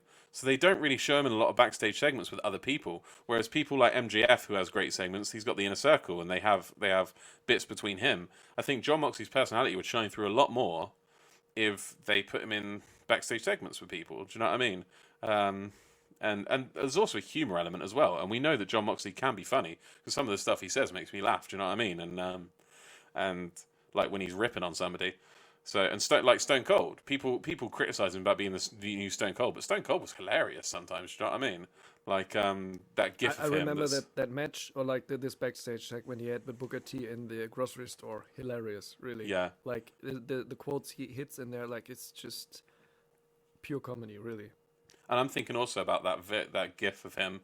Well, obviously, it wasn't originally a gif, but you know what I mean. It's been gifted of him where he's laughing and he just goes like blank face. Do you know what I mean? He has good stuff, and I think and John Moxley can be very funny as well. And I think all the best wrestlers are a little bit funny, even when they're serious and intense. Like Kenny Omega was funny today. Do you know what I mean? Or last night, should I say, with the segment with the kids, and he does a lot of funny stuff. So I think that's an element to it. But yeah, give me variation in John Moxley's backstage segments, and I think you'll see more of Moxley come through rather than just him in front of a camera cutting a one-man promo every week. So that led us in to our main event of the evening: Eddie Kingston and the Butcher and the Blade versus John Moxley, Lance Archer, and Rey Fenix. Going to start with Jack, because I know he's going to have something to get off his chest, which was they cut Archer's music midway through the Everybody Dies shout. It was and then it started getting quiet, and they didn't finish it. Jack, should this be tried at The Hague as a crime against humanity? Cancel Dynamite. AEW's done for. They can't just do that. No, but I mean, it's dirty, wasn't it? It was horrible. It was dirty. Didn't feel right. At least just do Everybody Dies, and Could then they you really could not cut wait it. another literally a second? Literally. But no, in terms of the match for me, I enjoyed it. I don't know whether I'm starting to slowly go off Eddie Kingston, because out of this whole match, he was my least favourite. Because I really like Butcher and Blade, and I have for a while. Obviously, Mox is Mox. We love Mox.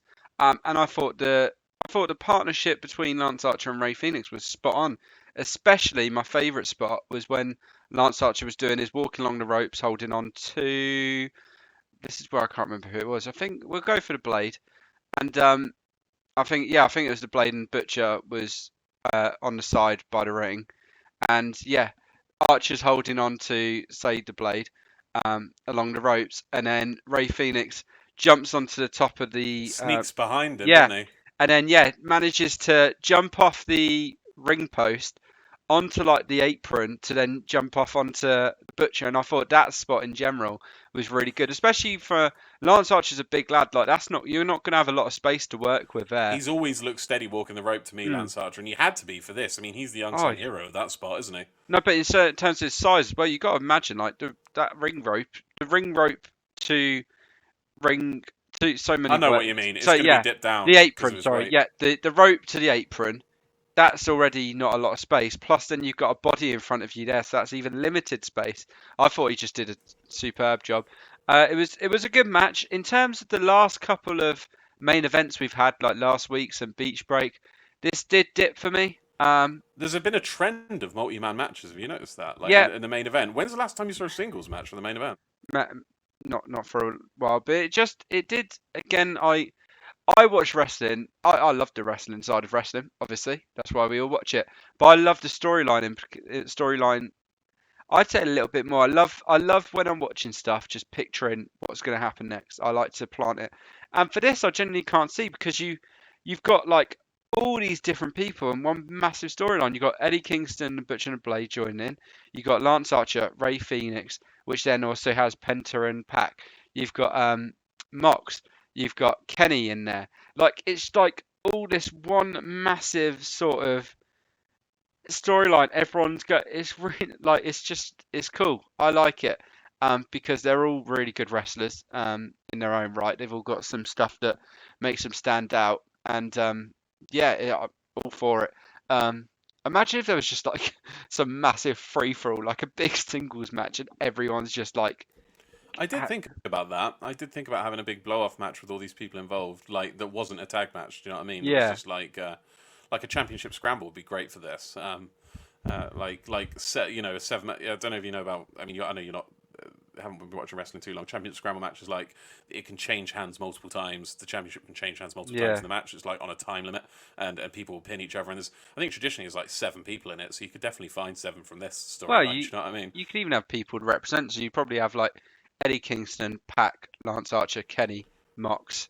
That's 5 right there. And then if you throw 2 more in, for example, get Kenta in because he's been in recently, and then maybe I don't know because the whole Impact thing, Rich Swann.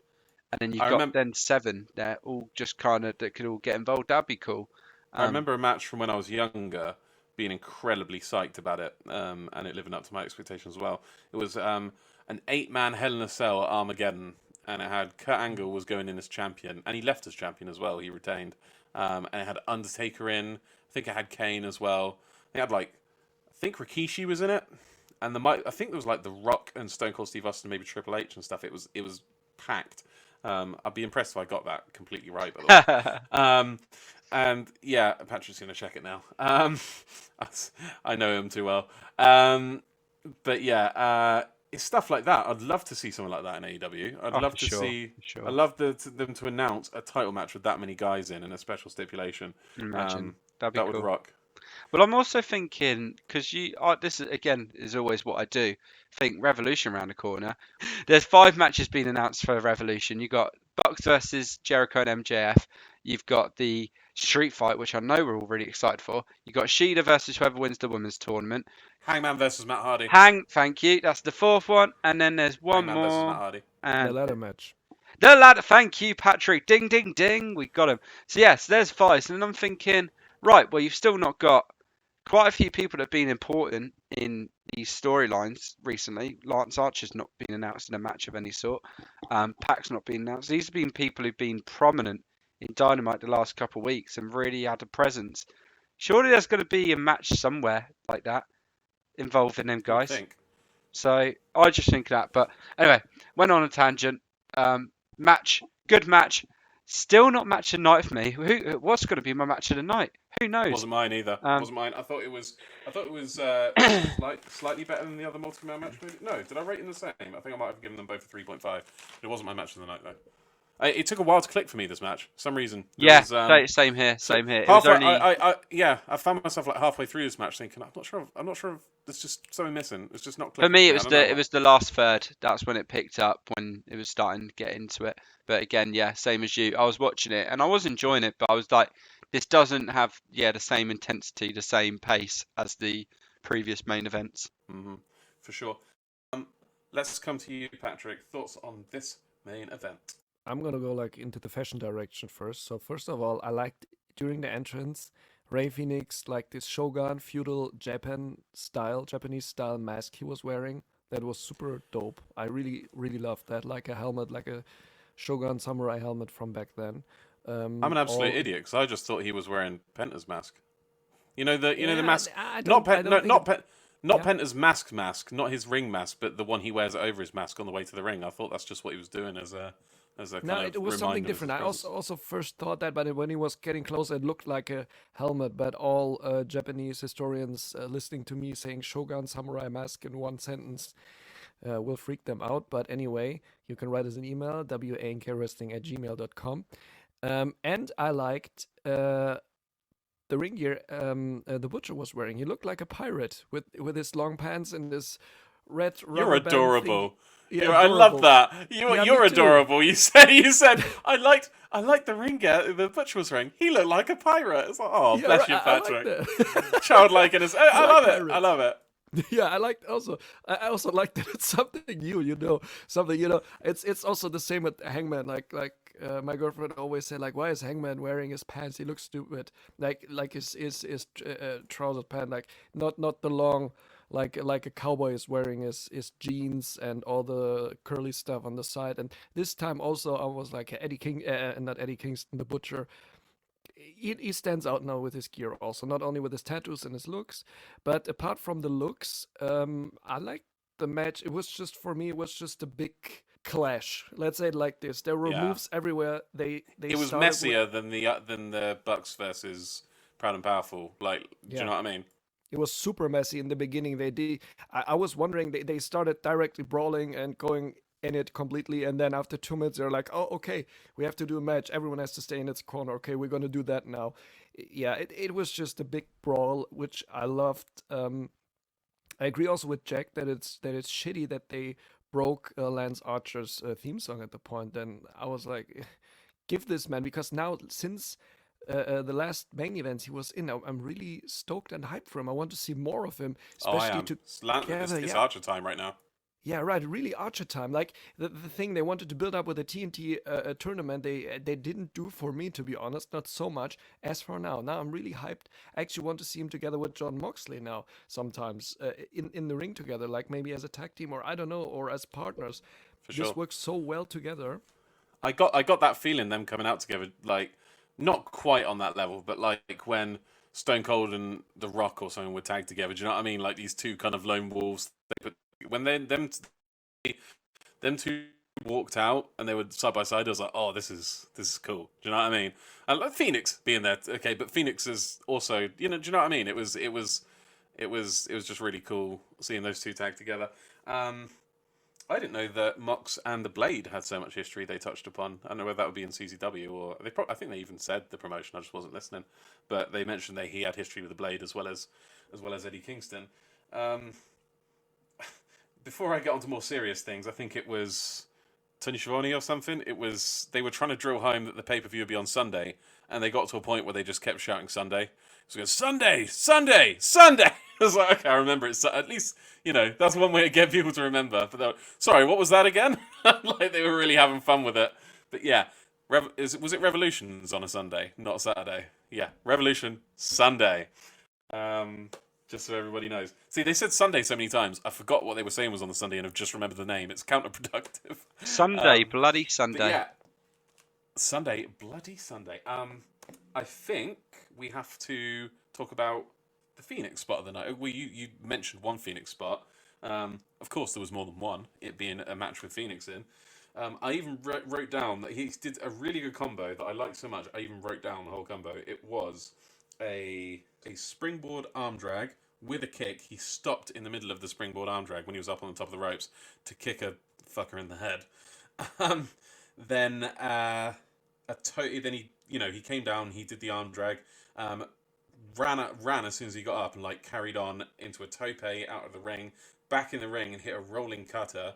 Got up on the top ropes, hit a frog splash a la Eddie Guerrero, and then I think he was only stopped like in this kind of frenzy by an exploder off of Eddie Kingston, and then No, it was later on. The Archer, yeah, it was later on. Archer chokeslammed him off the apron into the Butcher and the Blade outside the ring, and he rotated in midair.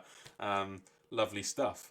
I also want to touch on. I loved when Mox and Kingston realized they were going to face each other. They both kind of got tagged in, and they were looking at each other from either side of the ring. Even though Mox did have spit in his beard, like Yeah, I drooling. noticed that. But yeah, them two got in and started pounding on each other, and I want to see more of it. I don't want to see this end. I want this to come to a crescendo with an emotional. This is why we watch wrestling moment where they make up. Do you know what I mean? I want them to have an absolutely fucking horrific bloody match, like you know, the whatever it is on the Muta scale of how much you bleed. I want to see Cody Dustin bleeding. I want to see just fucking violence, and then I want them to just hug it out. Do you know what I mean? Maybe even hand Eddie the win for this, because this is obviously something that's really. Has he lost to Mox twice now, or he's lost to Mox. He got pinned by Mox again tonight. This is what I'm saying, and he got beaten in that I Quit match. Maybe hand Eddie the win. Do you know what I mean? I'd just like to see him make up. I think it could be a really emotional moment if they build on this and build on this complex relationship they have, where Mox basically saying he loves them, but they fucking hate each other at the same time. Do you know what I mean? Both love and hate each other. There's potential for some really raw, emotive storytelling there that doesn't come along every day. Do you know what I mean? I think they need to tap into that. It's like Kenny and Kota. That's potential there. Do you know what I mean? Kenny and Kota Ibushi's potential for all-time great story there. Then we had the Good Brothers and Kenny Omega come out to attack Jon Moxley, and Kenny Omega said he was granting Jon Moxley his rematch clause, but he got to pick the stipulation, and it's going to be an exploding barbed wire death match. I mean, this, Patrick, you'll be able to tell me, was it Mankind and Terry Funk who had this match back on? Yeah, I just had to look it up. I googled it quickly. It was Cactus Jack versus Terry Funk in. So yeah, not Mankind. You know what I mean? Mick Foley. Yeah, IWA Kawasaki Dream in '95, King of Death of the Deathmatch Finals, barbed wire rope exploding C4 match. What the fuck ever? Yeah, that's what I think over this the is going top to be. Japanese. But yeah, it's barbed wire ropes with explosives, and that sounds like what they're going to do that match. And I mean, Moxley had to have a say in this. Because this, he's a CZW boy back in the day, and you have to think he's looking at these hardcore legends like Terry Funk and Mick Foley and thinking, I got to do one of these fucking matches. Do you know what I mean? I got to do this match. Jack, are you excited or are you excited? Explosive barbed wire death match. I mean, that is straight, isn't it? That me and Liam were saying last week. We love our violent matches. Well, I don't think it's going to get any more violent than that with AEW. So, I'm ready for it. That is going to be the match of Revolution. I'm counting on it now. They've had these unsanctioned matches before, so you have to top it. Do you know what I mean? Like, if they're going to cap off the feud, they need to do something. And I mean, unless they're going to do one of those fucking piranha matches they have in like Japanese deathmatch promotions. Yeah, this probably. Most extreme matches. There's a really good video from What Culture. Just a small cross reference, but yeah, these piranha explosive whatever matches. Explosive piranha tank. Explosive piranhas. You'd be surprised, Jack. Honestly, Kenny kind of dresses like a character from Grand Theft Auto Vice City at the moment. Do you not think that's the seems like that's the fashion he's going for, and I love it. It's kind of this subtle reinvention of Kenny Omega that's come over the last few months, and he's kind of like fully evolved into his new form now, I think, which is kind of like 70s pimp.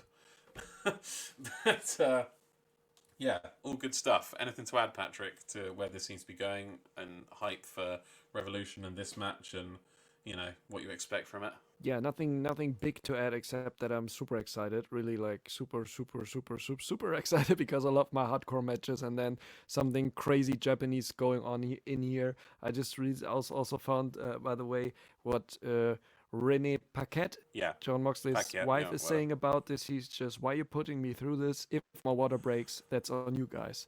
She was shitting a brick last time when he had that unsanctioned match with Kenny.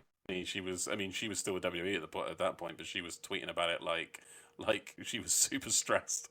I can see that coming. Like, yeah, really, like having a baby in the oven and then seeing your husband on pay-per-view getting blown up by some barbed Literally wire. blown up and wrapped in barbed wire. Yeah, literally blown up this time. So I'm really curious how they will present it, how they'll make it. I'm also curious about the laws in Florida, so that there's not like a $10,000 fine coming in. It's for, fucking Florida. It's gonna be fine. I wouldn't be surprised if this is completely legal in Florida. I'm pretty sure worse things than this happen in like children's play parks in Florida. Yeah, I mean, if the wife. Sorry of, to all our Florida listeners, but you know yeah, what but, you are. but if a wife of a very a known entrepreneur can bribe the governor of the state to make it essential business down there, I think there happen worse things in the state. So yeah. Well, Florida Man is all our favorite superhero. I was also like, okay, extreme barbed wire exploding bitches match, really good. But where are the cages? I have at least 2 cages. 2 cages. Where are they finding these standing exploded somewhere. bitches to tape to the ropes? But where are the cages? They have 2 cages left somewhere in a warehouse in Florida. They didn't use them until now. I want to see a cage match again. Yeah, they're making me really like craving for a cage match again. This is good work, AEW, by the way. Thank you, Tony Khan. I want to see a cage match so badly. But yeah, this exploding bitches match really got me excited. Honestly, I think an exploding bitches match might even be too much for Florida. I think that might be the line. An exploding bitches match. Yeah, right. That brings us to the end of our Dynamite recap, which is towards the end of our show. We do have to talk about an extension, I suppose, to Dynamite, which was Monday's Japanese brackets for the Women's World Championship Eliminator, and then after that we will talk about the card for next week.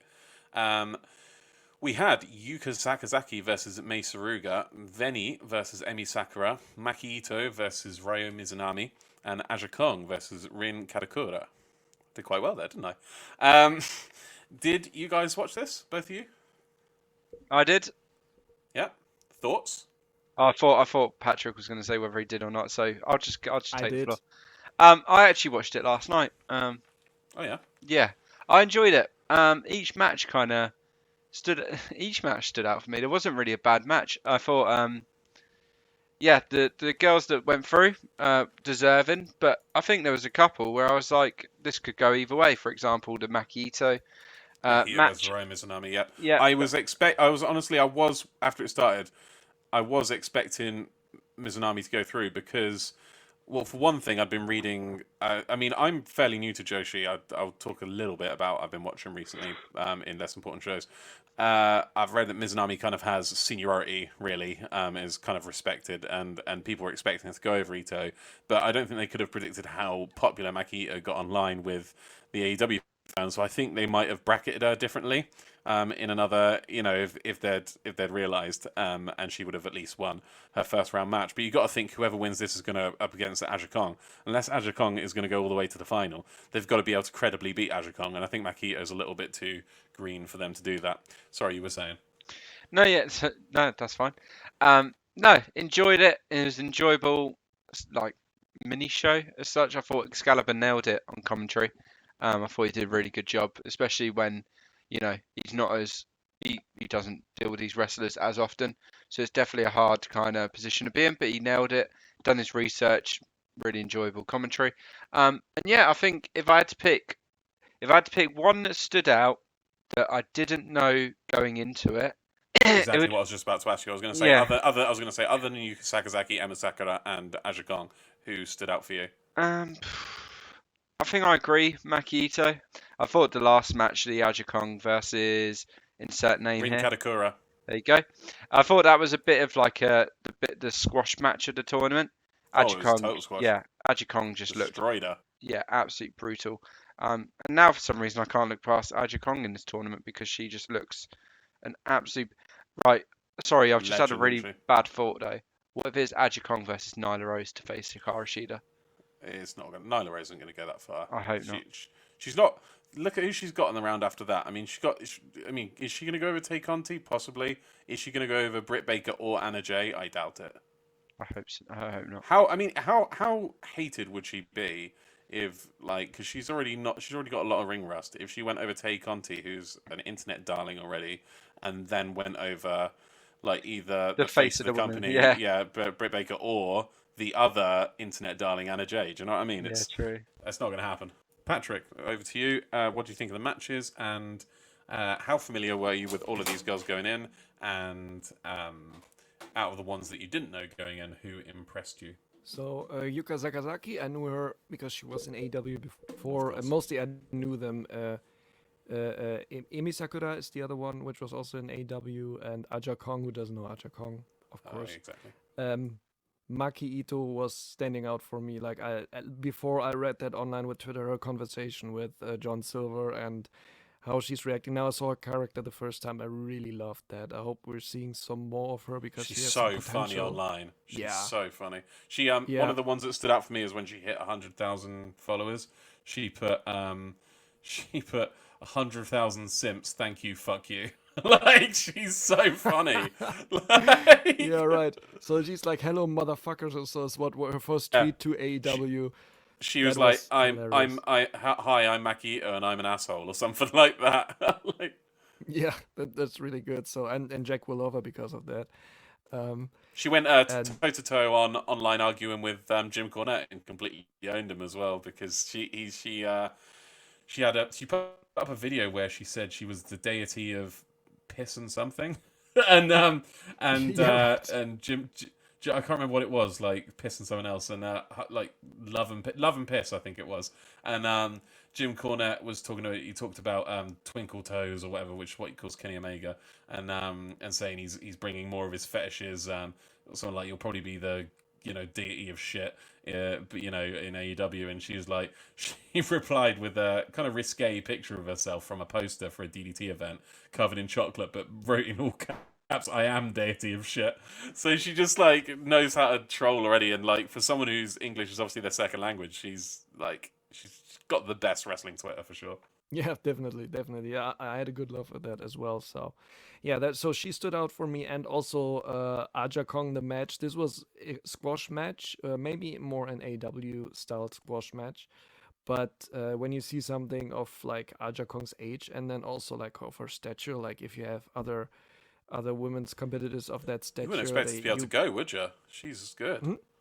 You wouldn't expect to be able to go like that at that age and size. She's good. Yeah, age and size. Yeah, but if you go to other promotions with that age and especially with that size, you have concussions. You got their holds hurt after some moves or so. Like there's nothing really good coming out from this. But she's how many years in the business? 34 years in the business, and like the moves she hit in there were like so brutal, and like Jack also said before, I can't see anybody else like winning against her. She's for me now the monster. This was a perfect this monster exposure match, because it was so hard hitting and it was so convincing that it hurts what she does. I just loved it. I was still like, I love her. And then yesterday you sent something in the group chat, like this bit from a Japanese game show where they surprised Kota Ibushi on the street somewhere, and then he had to do a wrestling match with her. That was so good. An impromptu match that he wasn't expecting. It was so good. Yeah, right.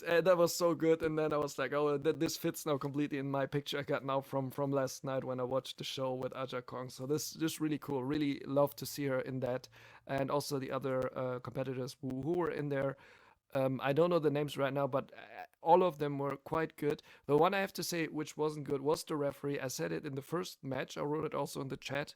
I thought that Yuka Sakazaki botched some near counts, but in the further matches it appeared again. And then I looked at the referee. He was fast counting and then stopping quite abruptly when counting. It's quite funny that he was fast counting, because I was going to talk about this in less important shows, but instead we'll just eschew less important shows, and I'll work in my recent watching of Tokyo Joshi Pro into this. The counts, at least in Tokyo Joshi Pro, which is where they're borrowing a few of these girls from, like Yuka Sakazaki is, there's a big thing about whether her or Mayu Utami is the ace of Tokyo Joshi Pro. So like Yuka Sakazaki is one of the two aces over there. but I digress. The counts are usually very slow. Me and Liam, when we were watching it for the first time, we were noticing that we're like, this is going to have to get used to it because it's noticeably slower, the count than the American counts. So it was quite surprising to see the ref not only counting faster than the usual Joshi counts, but actually faster than American counts. Like, I don't know where they got him from. I thought you were going to chime in with something there about. I was just waiting for you to finish. No, but I can say like I'm also really excited. This will be very nice. It's of course this is taking place on YouTube because this is really more wrestling nerdy stuff to see that. But Yeah, it would exactly. be also nice to have a match, at least one match, hopefully the final on AEW on the TNT show. To be shown there, even if it's a short match or anything. Yeah, really looking forward to next week. How's it gonna be? And also to the American side of the matches with the women's matches, which are still about to happen. So I think that will be a nice show next week again. So I know Jack is very aware of the time. So as I said, I will eschew less important shows and just work into this segment what I've been doing in terms of other shows. This week I have been trying to get into, I don't say trying as if it wasn't successfully getting into Joshi. And I watched Tokyo Joshi Pro's Positive Chain event. Instead of talking about it in depth, because I don't think either of you watched it, so I really have no one to talk about it with. I will just list off the people I liked in it. You ready for this? I liked Suzumi as a good one. Mio Yamashita, who I was already kind of familiar with, she tagged with Maki Ito. They were very good together. There's a girl called Mirai Mayumi, I think. She's very like kind of like Japanese Layla Hirsch. She's like very ground and pound. Although I'm probably pronouncing it wrong. And Mio Watanabe, who I already knew about as well. She was unsuccessfully challenged for the Princess titles, I think. So yeah, there's some good stuff. I would actually recommend TJP, although it does have an idol element to it more so than Stardom. So there is some singing and dancing that's like fucking mental at times. You're like, what is going on? But I like that. That's part of it. Like, I think did Maki Ito kind of sing to the ring in the AEW thing as well? She did, yeah. Yeah. She So did. I like that's that actually. That this gave a little depth to her character. What Excalibur was talking about, that she was in that idol band before she was starting pro wrestling, and yeah, gave her a little depth about her character and who she is. Maybe this is why I liked her also so much. Like, I had this Twitter exchange she had there, and then this like, yeah, I got her character. I think she's funny. She's good. yeah, I would recommend it. Watching some Joshi under the kind of guidance that you go in knowing it's absolutely batshit, and there's people dressed in like cardboard superhero costumes and not nurses outfits. Like there was at least 2 French maids in the pay-per-view. So go and watch it. Know what you're getting though. So that leaves us with, just before we announce next week's card, match of the night, guys. Mine is definitely Rio versus Serena Deeb. Mine is Rio versus Serena Deeb. That makes no difference. It was I'm Rio also the versus best Serena match. Deeb.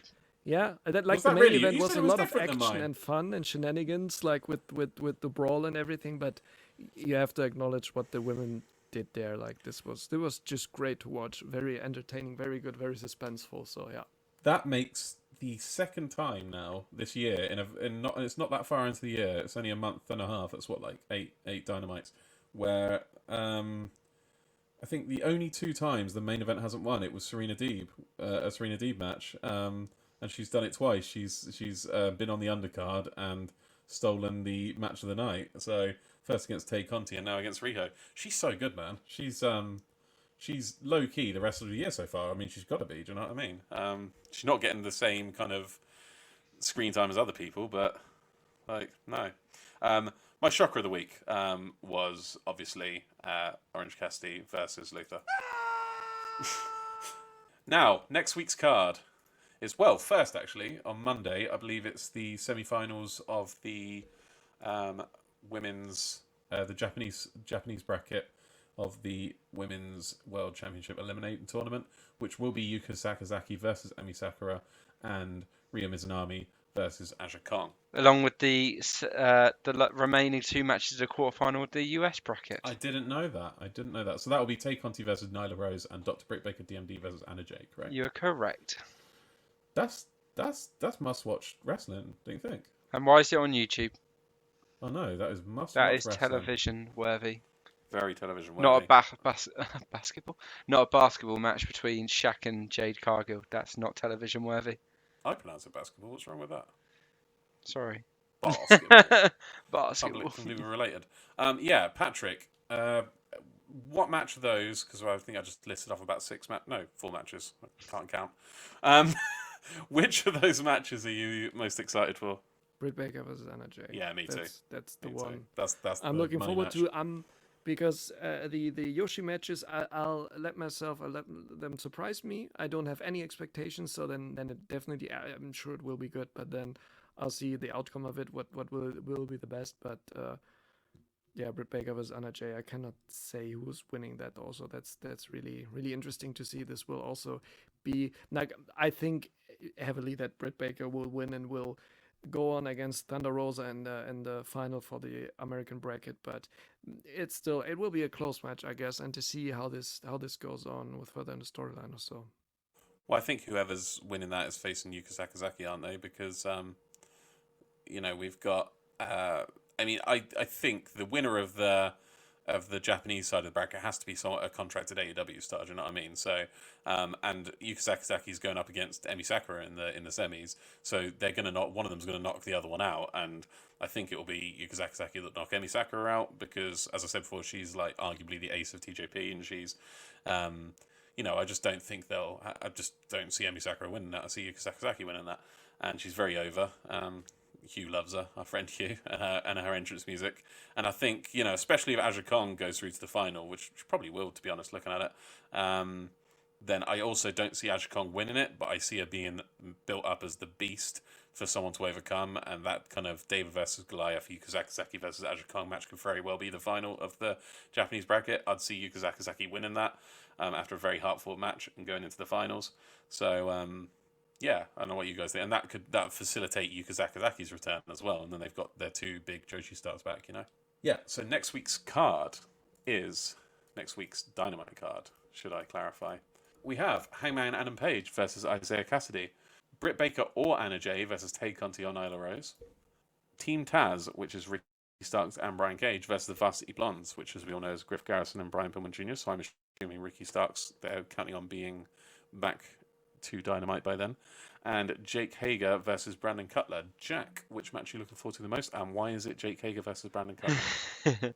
Because Brandon Cutler deserves a shot. No, obviously for me personally, match looking forward to most, I reckon it's going to be the women's match for me. The winner. Oh yeah, I don't even know who's in that yet, but definitely that looks like the most exciting match. Yeah, no, that's going to be awesome, whoever that is, and because we don't know who's in it, we'll go for one that we do know is happening. Hangman Isaiah Cassidy would also be a great match. Yeah, that would be my second too. Patrick? Yeah, not very exciting matches now from the beginning to say. I just like to see Brandon Cutler. I think he will be squashed, but I'm happy for Brandon Cutler to be in there, and I'm more excited about the women's matches now, which we'll see on Monday who advanced to the next round, and more excited for that. The other matches are fine. Let's see. Team Taz, I couldn't care less right now. So let's see what comes out of that and what other matches will be announced during the week. It's quite a weak card, isn't it? I definitely do think the women's match will be the most exciting one. It's going to say a lot about where they see Nyla Rose's position, the outcome of this match, for sure, I reckon now. Because I think it could go either way. That brings us to the end of our show. We had a good time, lads. All 3 of us back together again. Mm-hmm. We're back. Very nice. Nice seeing you again, guys. Hearing you guys also when the technology is not always on our side, but we fight it and we win. We do. Thank you for joining us. It has been a pleasure. So I'm just going to go with our friend Roman Reigns and say until next time, hooah!